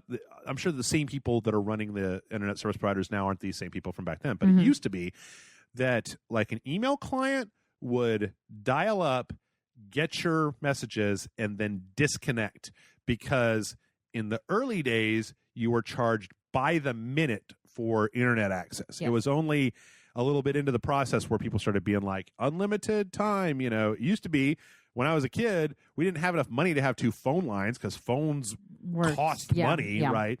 So it would be that whole trope that came and went and is gone at this point, of just like like picking up the phone to make a phone call and hearing, you're like, God damn it, get off the internet. Somebody's trying to call. So in any case, the problem that I have here is kind of the problem with the Destiny 2, with the EA stuff. A lot of the same stuff is that these companies have shown that they want to use this power to squeeze more money out of you. Yeah. That's what they want. And it's not the benevolent. It's like the best comparison that I have, and I think I said this on the Star Ocean video, but a lot of people probably didn't watch that. How dare you? Is the Shkreli guy, the pharma bro, who's like, well, we have to jack up this cheap medication 200% so that we have the money to do research for newer medical breakthroughs. Yeah. And it's strange. I don't hear that much about the medical breakthroughs that guy's organization is making. I mostly just hear about him being taken to court for fleecing people for stuff. And I feel like that if the ISPs, who I would trust is Google. If Google was the one, and I know that there's a lot of bad stuff about Google, but like here in Austin, down south, the Google Fiber project was started up, and they basically had this thing where like if you just paid them the installation cost to get the trunk line run to your house, they would give you internet at the speed of cable for free in that house for as long as you lived there. Yeah. because they're like, this is not the future. The future is fiber optics, and these speeds are garbage. On the other hand, you can go look at, there's a whole, I think Reply All did a thing about this, but there's places that have done this. You go look at Fios, which is Verizon's fiber optic thing in New York, and how people have waited for years to get the line run from, like, they can literally see it on the street to the building that they go into, but that Verizon negotiated a monopoly contract with the city of New York to be like the primary high-speed fiber optic service provider out there, and then said, all you got to do is pay us, and then we'll come out and do this thing. And there's nothing but horror stories. Yeah. Very few people who are just like, no, we're great, and I love Verizon. I don't even know anybody that's like all that happy with their internet service provider. Yeah. You know, back in the days when it was Time Warner Cable, they would do that bullshit cable installation thing where you had to be at home for 6 hours. Hell, you just did that, right? Yeah. Well, I mean, Time Warner still owes me money, and they're not paying me back. So that's where I come down on it. Is one, the internet is very, very important. Not just because I run a website. Even if I didn't run a website, it'd still be very important to me. And the idea of fucking with that just because you want to make more money is infuriating to me. It's, we all think of the internet as entertainment source, but the internet is the greatest educational tool we have. It is a huge information source. Yeah. And to throttle that away from people says a lot about these companies. Yeah. Because not to be all they live with my fucking tattoo and all that, but oh shit, they want to make you real dumb and they want to make you pay for stuff. Like, this isn't a joke. Like, that's pretty much what they want. They want dumb people willing to spend as much money as possible. Yep. And the best way to do it is to take away all their information. The internet should be used as a like a utility, like water. Mm-hmm. Like that's what they're trying to do right now, is to deregulate it from being a utility, because during the Obama administration they put it under Title something to basically classify it that utility, way, and so it should still be, because that's what it is. Yeah. It's a utility. It's something that everybody should have the right to, and to do what they're trying to do is just straight up against any moral code that I can think of, unless your moral code is give me that money. To me, and again, you could disagree with me all you want. I haven't found a compelling argument why. I have not heard anybody disagree with net neutrality, like, except for the people that make money off of it. Right. I haven't heard anybody be like, yeah, you know what I really want to do? Just give Time Warner some more money. Yeah, I see. And at the end of the day, I personally think that a lot of this comes down to people with power that are watching our world, not to go like too grandiose with this bullshit, but this is a thing. I'll give you examples. Is that people with power are watching this medium, the internet, be used to erode social structures that have existed for thousands of years that kept certain people at the top of the heap. I mean, it used to be you wanted shoes, you bought them from a shoe company. But now it's like, hey, if there's some lady in fucking Maryland that makes shoes and I like her design philosophy, then I could just give her $70 and she could just fucking drop ship me some shoes. Hey, you know what? Great. Why did we need those shoe companies? We watched the internet destroy the music industry in a lot of ways, right? To the point where well, it destroyed the record companies. Yeah, because we watched music is still happening. Right. There's no more music, just podcasts. We all know, we've all heard rumors of this. I've heard Taylor Swift, and that's not music. No, I'm just kidding. Video stores. I mean, Blockbuster Video, huge. Oh, R.I.P. Blockbuster, I miss you. Ew. Dude, I don't have a single tear to shed for those fucking. Nothing is better than like a Friday night going, well, let's go pick up the latest releases, and then you go and you rent some movies, you watch them all weekend, and then you bring them back on Monday, like the weirdest walk of shame ever. No, I loved it.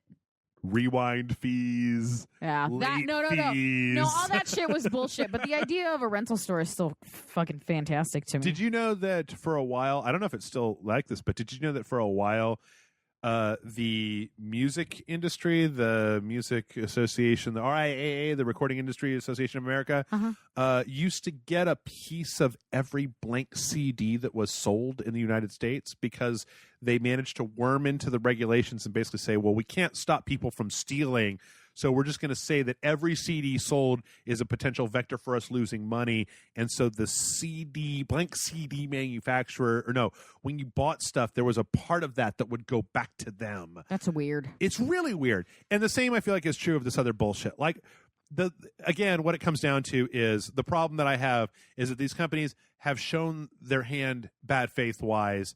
And while I understand, it's just like a dude from Hawaii said, like, I understand you have a bottom line to your investors, but if you abuse your customers all the live long day, then when your industry starts to get into trouble, none of us are going to be like, oh, boo-hoo, Verizon. No, I love you so much. Does this kind of come off a little to you like a drowning cat just clawing the fuck out of anyone that comes near it?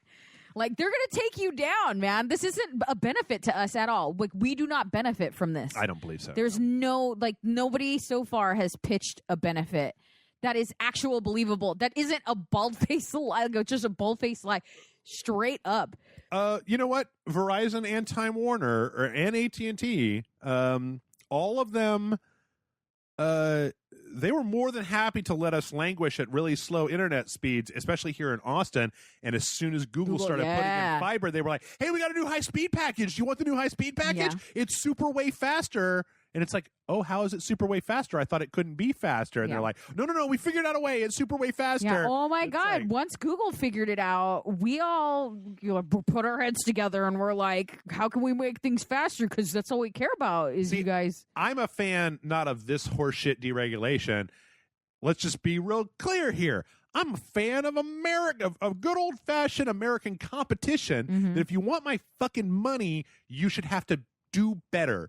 If you want more money from me, I actually went from paying like $50 a month for AT&T, and then one day they just turned on that data cap bullshit, and I had to upgrade to $100 a month because one day it was that data cap bullshit. Yeah. And they didn't tell me, and 1 month I had like $170 internet fee because they couldn't be, so if like, you shouldn't need to suck down more of my money to improve your business. You should compete so I'm like, holy fuck. Have you guys heard Time Warner Cable? They come out super fast. Their internet's super blazingly quick, and it's real cheap too. Let's all go get Time Warner Cable instead of being like, well, we have to pull some bullshit chicanery. And actually, the cell phones are a great example of what they are willing to do because a lot of them do all of them have data caps, right? So like they all have Not me. I got grandfathered in. I got an 8-year-old cell phone contract. Oh, mine will just change their contracts on me. But mine's pay as you go, so it's kind of different. But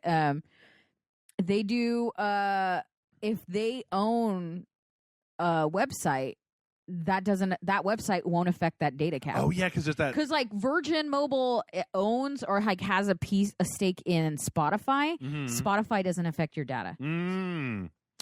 Yeah, see, and shit like that, and that's true for a lot of them. Where it'll be like, oh, YouTube all of a sudden it doesn't affect your data, and it's like, why? What? It's not that it doesn't affect your data; it's that everything else is being throttled. Because I used to have unlimited data. That was a switch you flipped. That's not something over here. That's not my phone doing it. In any case, yeah, I'm running we don't feel too passionate about it.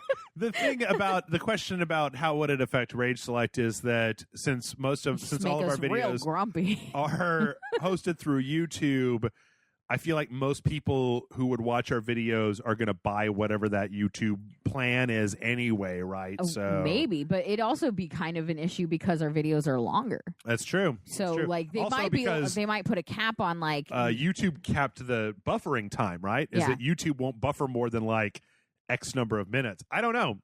Maybe I'll just have to set up a Google Drive and like make them available to download for patrons. Straight up Dropbox this shit. Yeah. Just every week I'll change the password and be like, hey, patrons, you can go download this week's videos as I put them up if you want. Actually, that's not a bad idea. If you get like $20 a month or more, then you can just go straight up download my MP4s. Yeah, that'd be cool. I don't know. Interested? Would that make you, the person listening, give me $20 every month? No, do you want to give me $20? Then I have to worry about people re-uploading them to YouTube. Oh, that's true. All right, let's jam down some more questions. We got a lot of recommendation questions. Cool. I've played 4 games in my entire life. Let's do this. Okay. I'm just kidding. Let's see. Kate Josie writes in and says, "Dear Jeff and lovely assistant Amanda, Me. I took your advice to heart. I asked about the video game droughts and floods, and you told me to get behind on releases. I'm doing that. I'm on PS Now playing some games that y'all have played, and I stumbled onto a game that I've meant to play but never did. Saints Row the Third. I've only played 4 up until this point, and this is just as insane. I tried Fallout 3, but it's just getting to be a lot to deal with. I'll keep playing it for a couple hours here and there. My question is, what are some great games that I could play for free or very, very cheap that are notable? I enjoy Kerbal Space Program and a good bit of Steam games from the past. Help me rate select. You're my only hope. Your little patron, Kate Josie. So I guess if you're playing Saints Row the Third and Fallout 3, you're playing PS3 era games. There's a lot of great PS3 era I would games. imagine they're all fairly cheap right now. Yeah, and I bet they're super, super inexpensive. Yeah, once you start putting a price thing on it, I wouldn't know what to tell you. It sounds like, let's see. It sounds like you really like Saints Row the Third. Shit, yeah. If you like Saints Row the Third, Grand Theft Auto 5 and 4 will probably keep you going for a while. I mean, those are similar. They're not as quite as insanity. Yeah, you're not going to get the insanity that you get from the Saints Row 3 and 4. Also, don't recommend going back to 1 and 2 because it's not as fun. Have you if you got a PlayStation 3? Oh, no, you're playing through PlayStation Now. So she has a PS4 and is using the PS3 emulation service to play older PS3 games. I can't. There's a weird delay whenever I try to use that service that makes it kind of meh for me. Okay, so some PS3 era games that are good, stuff that has a bit of a wackadoo edge, like Saints Row the Third. I don't know any other game that's as great as Saints Row the Third. That shit blew my mind when it came out. Saints Row 2. No, I'm saying Saints Row 2 isn't like that though. It's got some of that. You drive around with that. It's got the adorable hints of it, but it doesn't actually go full force. And Saints Row 1 is straight up Grand Theft Auto. Just play Grand Theft Auto. You got that poop gun. You got that crazy poop gun. This is a thing that may shock a lot of people, but yesterday when I was trying to do other stuff, I actually was thinking about making a video for today, for Sunday. I think I might just put up the Super Awesome Video Game Show today. I don't know yet. It may just be a Jeff versus You guys game. will know before we do. Yeah. But I ended up going back and playing Fallout New Vegas, which I've traditionally in the past been very about. Yeah. Actually, I was really enjoying myself. I think it's a poorly made game.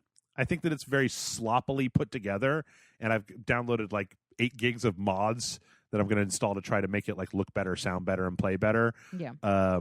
But I'm really enjoying that. You might want to give that a shot. I'm trying to think of what else is on Saints Row. What else is on PS Now that might be interesting? Oh, if you could get access to Dead Rising, has a fair amount of wackiness that's kind of Saints that's Row. probably closer to Saints Row than anything. Oh, and I'm looking at Steam recommendations based on that. Dead Rising 3 is actually really fun. I really, really liked Dead Rising 3. Just Cause 2 is actually really fun as well. That's, Rico Rodriguez flying through the air with a wingsuit, just blasting stuff and blowing stuff up. Just explosions and everything everywhere. Let's see. Trying to think of other stuff. I'm going to look at the PS Now list of games. I don't know, man. Have you learned how to Steam? So have you learned how to do a Holtzman transfer in Kerbal Space Program yet? Oh, Jesus. Do you know how to do the math for exiting the solar system? Don't, please. Because that'll keep you going for a while. Okay, let's see what all is on PlayStation Now. Oh my goodness. Woo. All right. Boom, boom, boom, ba-doom, ba-doom. Oh, you can play Akiba's Trip. Which one's that? That's that one that Grant and I played a long time ago, where it's like an open world game in a Japanese setting, and the people in the game are vampires, so you have to punch them until their clothes come off and expose more of them to the light so that you can destroy them. That makes the most sense. Yeah. Let's see. Man, this is going to take a while. Asura's Wrath. We played that on Grant and I played that for Patreon. That's a sufficiently wacky ass game. Say BioShock, Blaze Rush, Bolt, Braid, Broken Age, Cars. Man, there's a lot of this stuff on here. Crimson Land, Critter Crunch. Critter Crunch is pretty good. Played Dark Souls 2. So there's a lot. I don't know that I can really do this. I'm trying to think of things that are like looking up, trying to Google some stuff, and it's just like the Devil May Cry HD collection is on there. It might be a little much for PlayStation Now, but like Devil May Cry 3 has a lot of like kind of goofy, like high impact goofiness in it that I feel like probably would work. Let's see.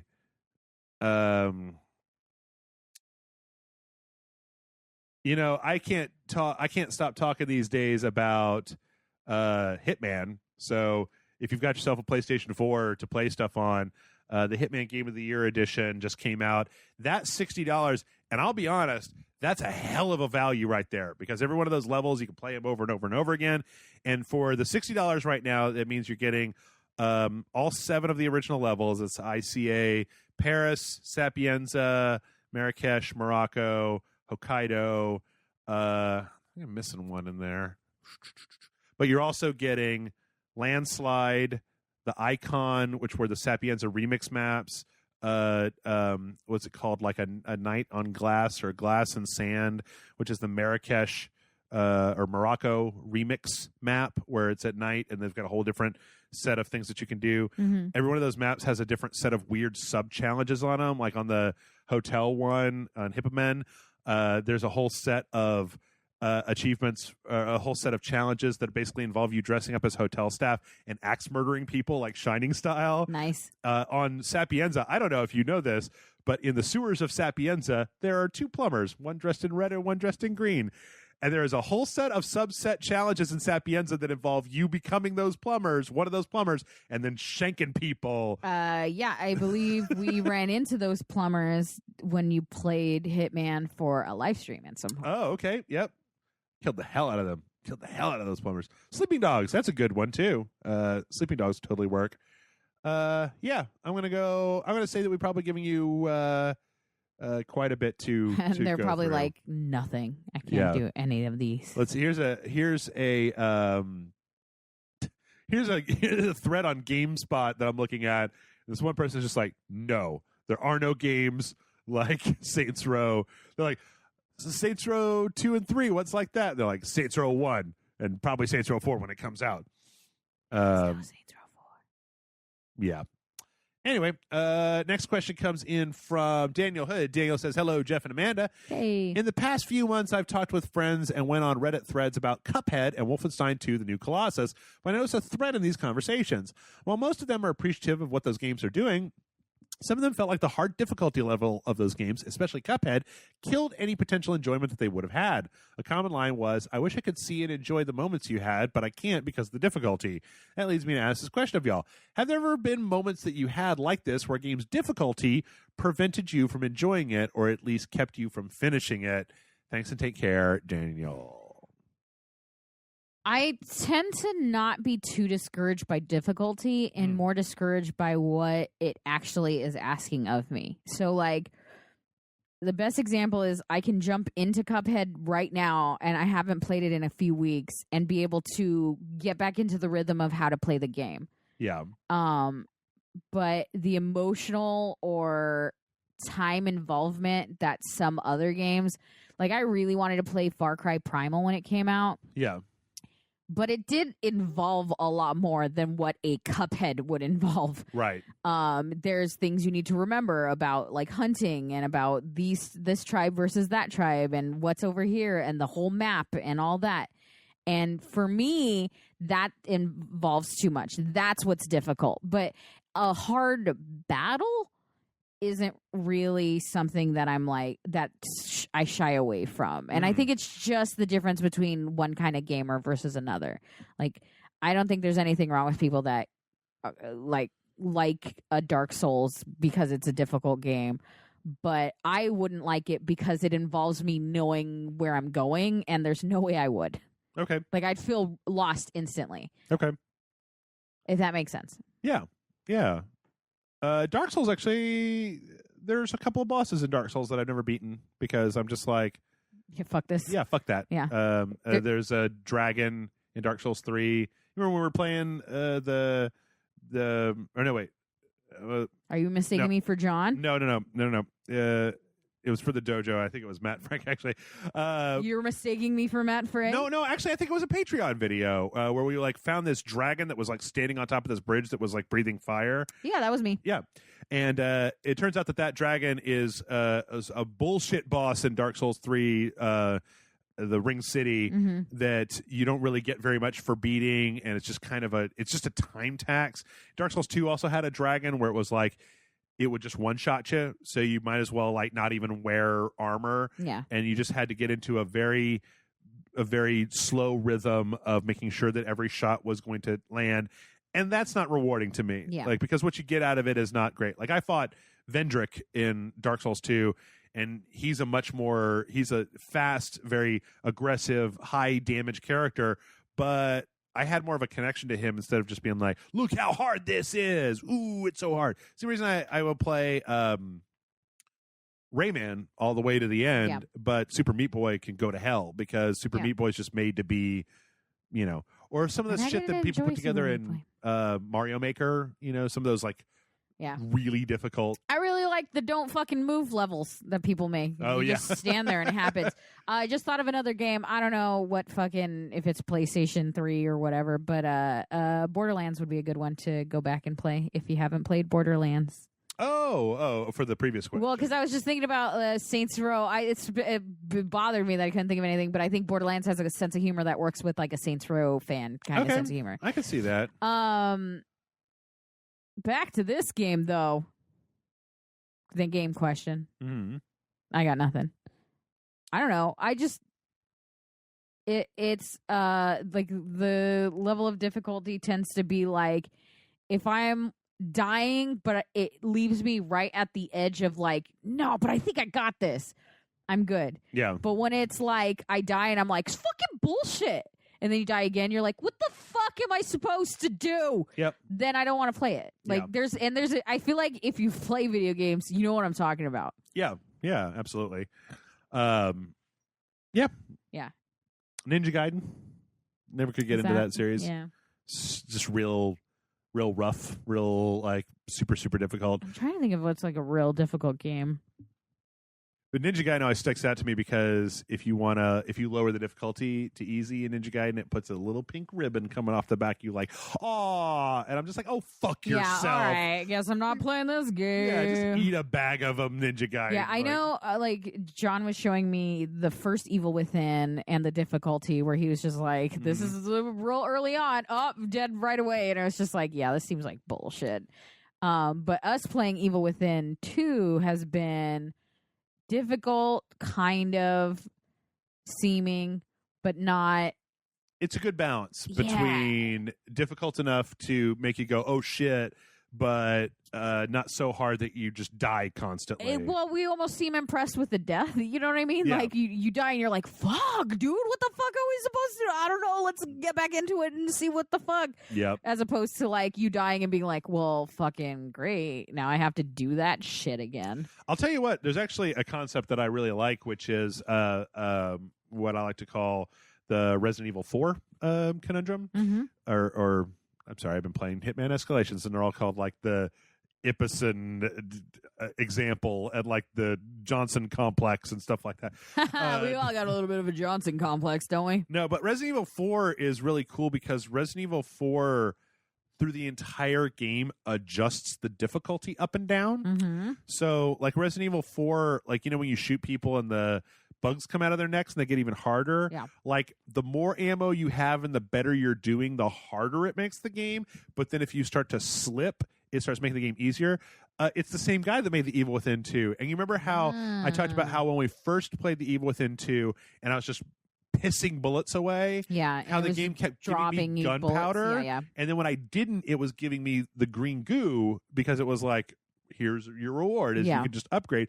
But it was trying to make sure that I feel like I never went so far into the red that I couldn't fight, right? That it was giving me a chance no matter what. And I really like that. Like, I think that it's something that you should have the ability to turn on and turn off. But I mean, you do, though, because you can scale it to different difficulty. Yeah. But in Resident Evil 4, I feel like it just happened behind the scenes, and it was just beautiful because they had it tuned very, very well to just like, it's always a challenge, but it's never impossible. And if you die and you just try it again, then the game will lighten up on you a little bit and kind of give you a little bit extra to try to get you over that hump. And it was just like, that's wonderful. It just has to be done right. Like, I actually think that, Souls people hate this shit, but I'm with a lot of the people out there who are just like, I wish there was an easy mode for Souls. Mostly because I wouldn't play on it, but I wish there was an easy mode for Cuphead. Yeah. I actually agree with that. Well, there is, but it's not. It's like an incomplete version of the battles. A non-patronizing easy mode for Cuphead. Yeah. Because I think that people should get a chance, and I don't like the elitism of just being like, well, if you can't hack it, then get out of this hobby. And it's like, oh, fuck yourself. Yeah. You know, not everybody has the time to put I think everyone has a different way of playing video games, and that, like, it just works. It clicks for me, and it doesn't click for other people. I don't understand why this has to be a fucking thing where it's like, oh, you don't play this game. Like, I get a lot of shit for not playing like Grand Theft Auto games, and it's just like, because I don't fucking like open world games, frankly. Yep. Just throwing it out there. All right. Okay, let's we got time for a couple more here. Let's do it. JD says, hey, Jeff and Amanda, this past Black Friday, my wife and I found a pretty good deal on a PS4. So we decided to get one, but now we're trying to figure out 4 PS4s. Now we're trying to figure out what kind of games to get. We bought Horizon Zero Dawn, The Last Guardian, but beyond that, we're kind of at a loss. I like more platformers and RPG type games, while she's more into games where you run around and hit stuff. Would love to know some suggestions. Thanks, and hope you both had a wonderful holiday, JD. The running smacking, huh? Yeah. I love me some running smacking games. Well, let me tell you about a game called Saints Row 4. Let's just talk about the same games. Okay, so platformers and RPG games, while she's more into games where you run around and hit stuff. I tell you what, I hate to be a cliche of good old Jeff, but Dark Souls 3 has got an RPG system, and you run around and hit stuff. Actually, to be honest, JD, look, I realize that this may be a hard ask if you're not into this, but like, you got a PS4. Bloodborne is a PS4 exclusive. Bloodborne's a really fantastic game with a lot of interesting atmosphere. I'd highly recommend that you go check out Bloodborne. I don't know if we should stick to PS4 exclusives here, but I'm looking up a popular game. Like, basically, if I'm on my PlayStation 4, if I'm on John's PlayStation 4, I'm playing Overwatch. Yeah. Because that's where all my friends are. Yeah.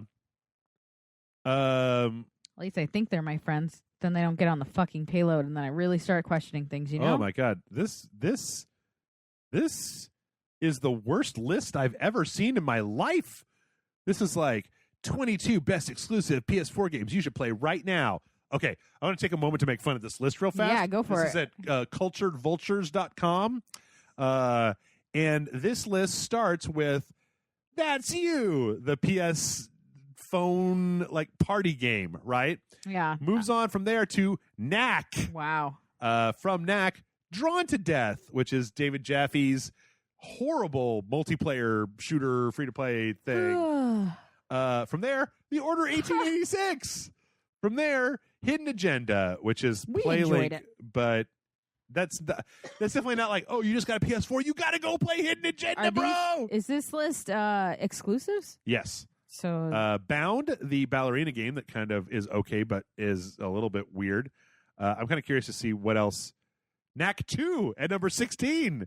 So Knack 1 was at 20. This is some paid for shit. This is some paid for shit right fake here. News. Yeah. Everybody's Golf at number 15. Infamous Last Light at number 14.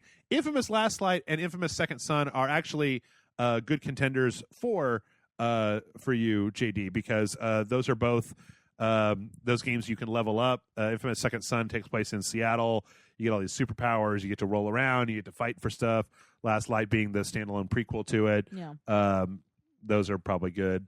Let It Die, which no one is really super into. But the imagery for it is so Matterfall, Killzone Shadowfall, which was good, but meh. Infamous Second Son. They've got both Infamouses and both Knacks on this list. Yeah, of course. And it's worth noting that they had to fit 22, Jeff. Killzone Shadowfall was by the same developer as both of those games. Drive Club, The Last Guardian, Gran Turismo Sport, Gravity Rush 2. You might check out Gravity Rush 2. I feel like Brian and I didn't really get a lot into that, but I've actually, when looking around at games that came out this year, people have said good stuff about Gravity Rush 2. It's got this crazy, like, float up into the sky and then, like, reverse gravity to zoom over to another place kind of thing. Uncharted: The Lost Legacy. Actually, all the, you know what, platformers and run around and hit stuff. Uncharted. The Uncharted HD collection, Uncharted 4, Uncharted: The Lost Legacy. And then if you haven't played it, the Last of Us HD, all that Naughty Dog stuff is good. Some I like more than others, but you know, I haven't been the best about Uncharted 4. Until Dawn's a good one to play. Yeah. I feel like that's a good system exclusive.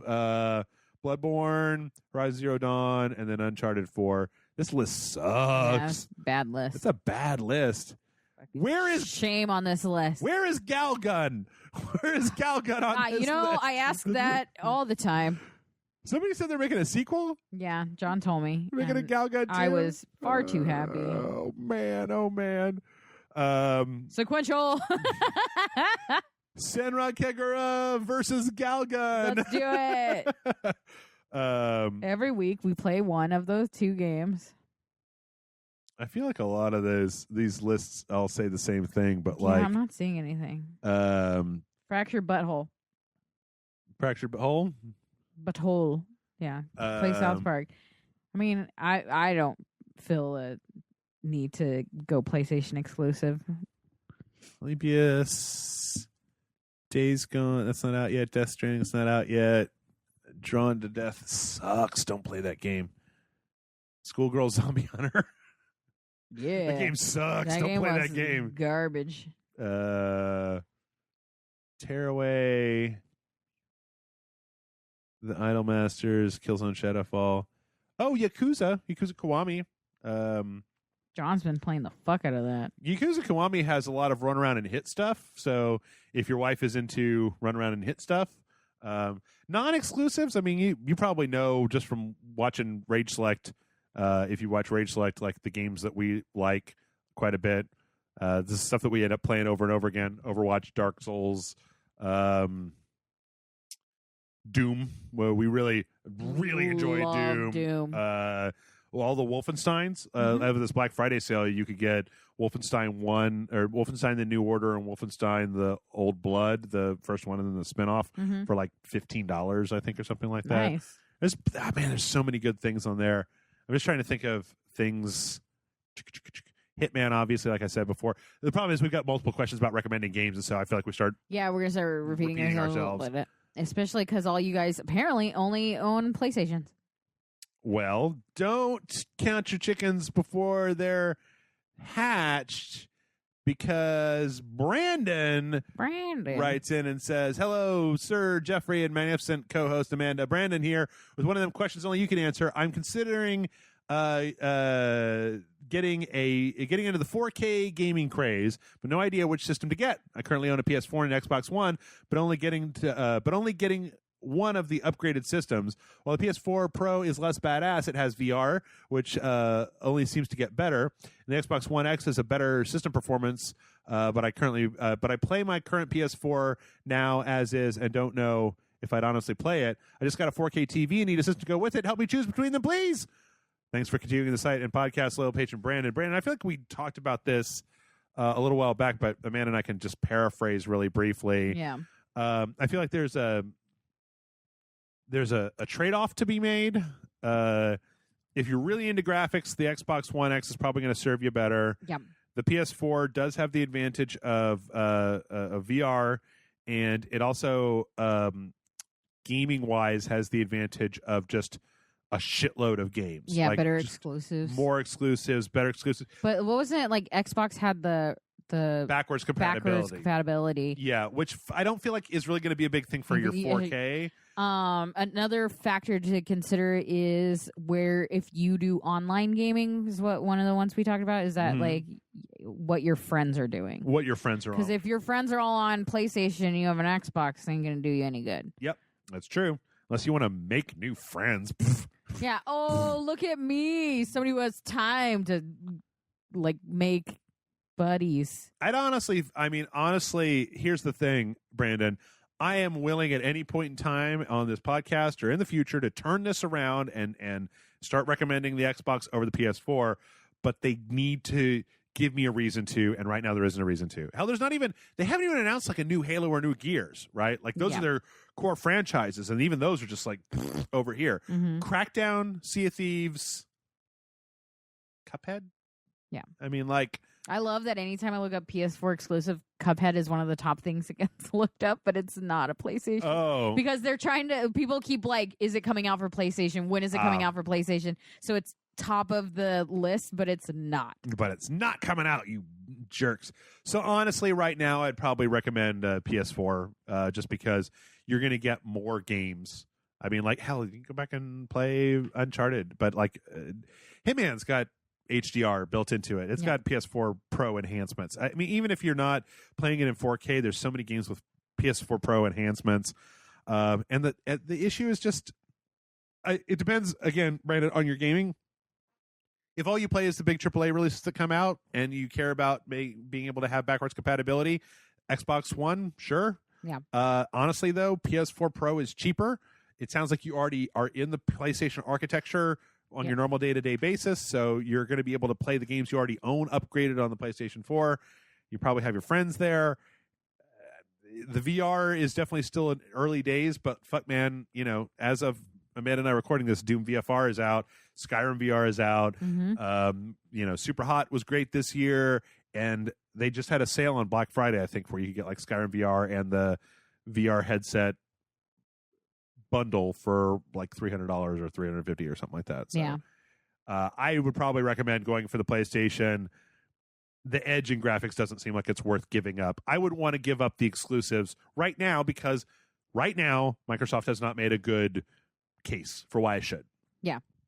I would go with PlayStation. I mean, that's just me. I mean, I personally would go for Xbox because I'm an Xbox gamer, but if you I think for anybody else, I always recommend PlayStation. I feel like it's probably the better one for like normal humans. Yeah.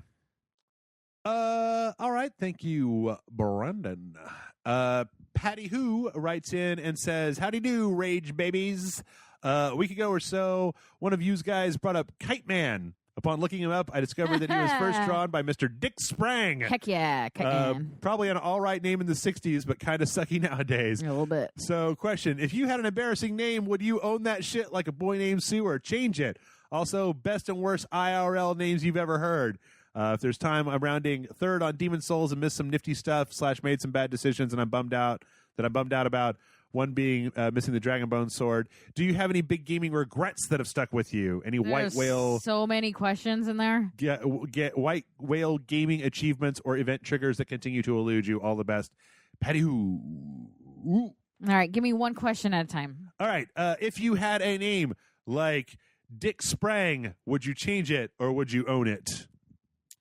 Or I'm going to have a name like that. Oh yeah. Well. On paper, I just realized my name would look when I marry John and I change my last name. It'll look like Amanda Sit On. Yep. Like, so the joke of like, oh, Amanda Hug and Kiss. This would be Amanda Sit On. Yep. Amanda Sit On. My name is going to be a sex joke. Yep. And I'm fully aware of it, and I'm going to just take it and live my life. Yeah. Like, there's not much I can do about that. Except not take John's name, but I'm not going to do that. Like, I'm kind of into it, so. Yeah. I'm sort of committed.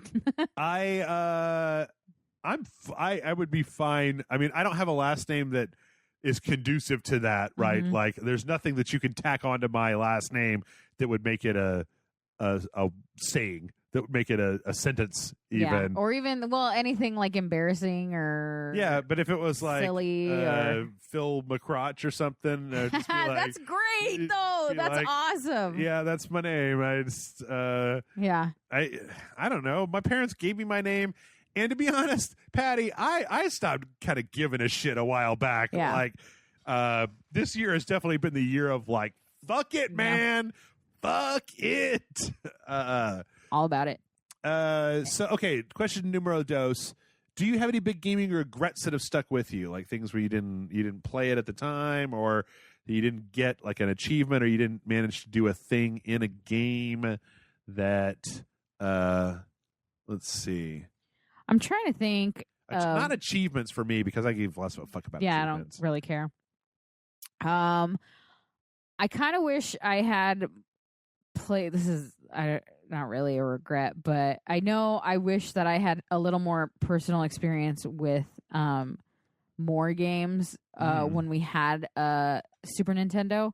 Okay. Because I really enjoyed it, what I had, but I didn't play it as much. So a lot of the like nostalgia that people are like, oh my God, do you remember this game? And I'm like, kind of, like my brother played it, but I just never really played it, kind of thing. Yeah. I just don't have as in-depth of a history with video games because I didn't really jump in on it right away. Sure. I liked it, I just didn't play it.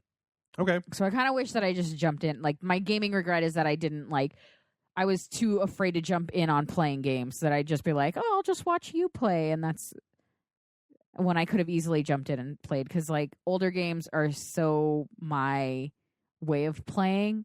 Whereas now it's like not. Okay. Fair enough. I have a real retro mentality with my video games. Okay. 3 letters, 1 letter, and 2 numbers. 3 characters, and they are N6 and 4. Yeah. When the N64 was out, I was a surly teenager driving around doing LSD, smoking cigarettes, and listening to Nine Inch Nails. Oh man, I regret not playing N64. It was instead of living a cool as shit teenage life. A little bit. I mean, I didn't really get anything out of that part of my. I got no, well, no, that's bullshit. Not true. Don't even. Yeah, sir. And a friend of mine, the main thing was just I didn't have a console, so post SNES. I moved to PC gaming and then didn't come back until the PlayStation 1. I had a friend that had the N64, but it always just seemed like I didn't like the controller for that it. stuff's for babies, man. And there might have been some of that. I mean, I was 17. Like, fuck, you know, I said all kinds of dumb shit. Punk rock, LSD-driven Jeff. Yeah. Faux show. Yeah. I'm almost 40. If you're going to judge me on how I was when I was 17, then, you know, you can film a crotch. All right. So, have you met somebody named Phil McCrotch? No. I wish that, and the Dreamcast as well. There's some kind of retro nostalgia for that. But I played the Dreamcast. A lot You're of that not missing out on a whole lot. I love those controllers too. The Dreamcast and the N64 are directly related to why I like the Xbox controllers. Big fat controllers. Sorry, I'm just used to something big and meaty in my hand. Oh. I mean, the PlayStation controller is a good size. Yeah. But it's no Xbox controller. You saw that they're bringing back the Duke, right? The original Xbox, the giant controller. Great, because I need a controller because I hate John's. Yeah, so I wish that I would have gotten in on that, just because I mean there's also places in the like the PlayStation 1 category library that I never checked out, like the original like Crash Bandicoot or you know, some of those things like the original Jak and Daxter, where I can't really go back to them because they look like ass. Yeah, you can't retroactively give yourself nostalgia. That's like not how that works. Right. So it's like, you know, one of my biggest problems, one of my biggest gaming cred, quote fingers problems, is that I've never played all the way to the end of Ocarina of Time because it's boring and ugly. And like, listen to me before you write that comment, or you can always delete it later. You've already done it, I know. But like, I don't have any nostalgia goggles. I was a kid, Super Nintendo era, not N64. I know a lot of people who were kids in the N64 era never seen anything like it. It was crazy. Oh my God. But I didn't. And then going back to it, it seems very clumsy, very old. I give it the credit for what it did, but I'm just not interested in playing it, like even on a handheld. Yeah. I have the saddest video game regret ever I just thought of. What is it? Because it keeps haunting me. I beat Dark Souls. We can beat Dark Souls right now. Let's do it. I had to sell. I had some financial trouble. I had to sell my Nintendo, my 3DS. Oh, and I loved it. Yeah, and I had to say it was one of those like tragic moments of being like, I'm so poor. I had to sell it, and I really liked the games on my 3DS, and I was just like kind of a bummer, man. You thought about getting a new 3DS? I have. Have they dropped those in price at all, or are they still just like? Nah, well, I just don't like the new ones, and really, I don't like the way they look. I mean, it might be dumb, but I want the Galaxy, the 3DS Galaxy, and I sit at like a Best Buy and I'll sit in front of them and just stare at them for a long period of time. But even now, not in the same financial situation that I was way back when, it's still a bit too much money for me to spend. Okay. I also really dig that. That it looks like a Super Nintendo. Oh, the Super Nintendo one? Yeah. But yeah, I want the Galaxy. All my, so it's $200 bucks. I still, and $200 is a lot of money. I know. I have it's just a my blue one, original gray brick. Yeah. And I have purple, what's it called? The Game Boy Color. Oh, okay. I have a purple Game Boy Advance, and I had a purple 3DS. Okay. Because purple is my favorite color. Mm-hmm. And then I had to sell my purple 3DS. And it was just kind of a thing. And then the Galaxy is a purple Galaxy on a blue case. Have you ever thought about getting a 2DS? Those are real cheap, right? Or the 2DS XL is like a 150 and it doesn't have the 3D, and if you weren't using the 3D anyway, like. But I did use the 3D, and it's just like a thing. It's just like then you're just downgrading and whatever, and I'd rather just not get it. Fair enough. And still $150 is still pretty expensive. All right, let's do one more question. Yay! That's a personal opinion. Devilishly Handsome 49 has a very long question, but and it's a very high opinion of himself. Yes. It says, hello, Jeff and Amanda. I finally remembered to send in a question. I did send one in when the site first started up, but I can imagine it got lost in the flood of questions you got at the time, and I figured I should send one in later, and I kept forgetting. Not this time, though. So, a fun question. Have you ever had a dream about someone you know, friend/loved one, etc., who acted like a complete jerk, and then you woke up still thinking that they were a jerk? You feel a little sour about them until you realize that whatever asinine thing they did never happened. For me, I had a dream where I met me, Jeff, at a bar, and I was so excited until you started sounding like my boss from my old job, very condescending and full of it, and I woke up not ever wanting to hear your voice. Of course, when I went to watch a dojo, I remembered you were nothing like that and felt silly for thinking otherwise. Been a long-time listener and viewer since the Spill days. You guys, Double Toasted, are really the only podcast I truly indulge in since you helped me get through all of high school. Thanks for the years and hopefully many more of entertainment. P.S. I platinum Bloodborne not too long ago. I now know what it's like to be you as far as loving a Souls game and none of your friends ever giving it a shot. Frowny emoticon. PSS, as far as Patreon goes, I've never signed up for one, but considering with you guys, I guess the issues the Patreon site had put me off wanting to give, to put in my info for a while. What I just need to donate $1 or more a month to get all the past Patreon vids and future ones. Team Cocaine Princesses from Devilishly Handsome. To answer your Patreon question, Devilishly Handsome, yes. I don't really, gate people by amount. I probably should, but I kind of give everybody that signs up, it gets on the list for the bonus emails. There was somebody once upon a time that aggressively donated 1 cent with a 1 cent cap, which doesn't, I don't even get a cent because they take like 20% processing fee, right? Yeah, so it's not even an actual. Right. It's like not even a dollar amount. They literally send him a quarter of a penny. Yeah. But I for a while thought about trying to get that person to up their donation to like $1. I generally prefer, I'm not trying to be a money grubbing crazy person here.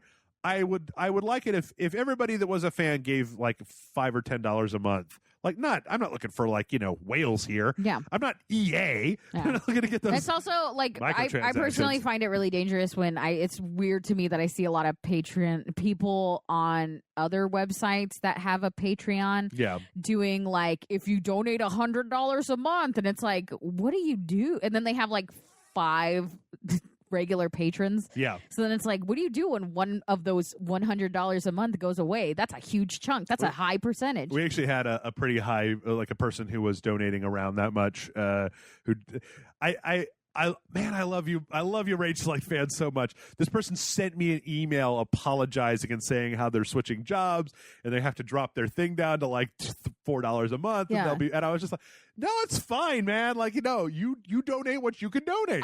That's the thing. I think it's better for people. I think it's better for everyone if you donate like a reasonable amount. Like, sustainable. Don't go nuts. Don't be like $400 every month. Right. Like, I appreciate the love you guys have for us, and if you'd want to do that, that's amazing. But don't it's more harmful than good for both of us if you go broke because you become dependent on like a high price. Yep. When in actuality, if you had a $10 a month and then you drop, then we're out $10. We're not out like $100, $500. Because there was actually for the first year, I think, of Rage Select, or maybe it was probably 2 years actually, we had one person that was a very high value donor, right? Yeah. And when they stopped donating, I remember getting a little bit depressed because it seemed like we just weren't making that money back up again. And then I realized that if I just went and subtracted that one person's donation from all the other months, it was a straight line. Yeah. It wasn't a dip. It wasn't that you were losing a bunch of people or Right. whatever. It was that you lost one big old cash cow. Yep. Anyway, let's answer this person's question. Have you ever had a dream about somebody that you knew in real life, and when you woke up, you were like, "Oh, damn you, grandma," and then you were like, "Oh shit, my grandma doesn't have." She doesn't even cuss. Yeah. I've definitely had the like, had dreams where like John's cheated on me. Oh. And then I wake up and I'm like, what the fuck? But then the valley just flowed from you. But I don't. I'm not like the type of girl that's like, I'm mad at you because you cheat on me in a dream. I will definitely like, if it's something that's impacted me emotionally, I will have, emotional response. I'm not like impervious to emotion. Sure. But yeah, I mean, I've had dreams where that's happened, and but I've had the opposite. So not where they like act like a horrible person, and then I hate them when I wake up. Yeah. But I've had like sex dreams with people, and then it's like awkward to like see them after that. Damn. Where you're just like, this is weird. I didn't think I was attracted to you. Like, I don't know what that came from. Yeah. But yeah. Okay. I don't usually, the people in my dreams are not, so I don't have nightmares okay. When people are mean to me in dreams, it's because I'm such a terrible person and I deserve it.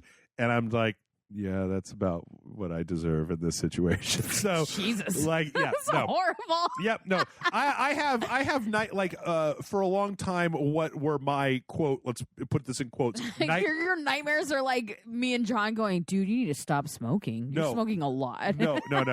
My nightmares would be that I met a really nice girl and we went on a bunch of dates, and then like we were having a great like afternoon picnic in the park, and then I would wake up and be like, oh, right.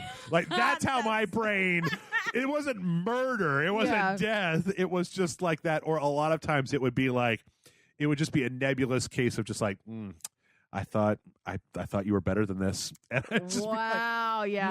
You're right. I'm not very good. I'm bad. And then you wake up and it's that's like 2 months of like horrifying like shivers afterwards of just like, oh God. Yeah. So those are the kind of dreams I have. So it's shit never that rocks you to the core. Yeah, my brain is pretty insidious about being like, hey, guess what? I got this new thing cooked up. You're never going to see this coming. And I'm like, what is it, monsters? It's like, no, mortality. Existential crisis. Yeah. So I don't usually have those. I mean, I think I had a dream one time when I was working my ass off back at Spill about like Corey being upset with me about something. But again, my response to dream was just like, yeah, I probably did that wrong. Like, funny. And then I woke up and was like, yeah, woke up and apologized to Corey, and then he's just like, yeah, man, whatever, I don't care. And that's our show for this week. Yay. Thanks, everybody. I promise that as long as EA doesn't shove their foot all the way in their mouth next week, that we will talk about something that's not EA. Until then, get your questions into mail at rageslide.com. Thanks to everybody who's sending questions. And we'll see you next week.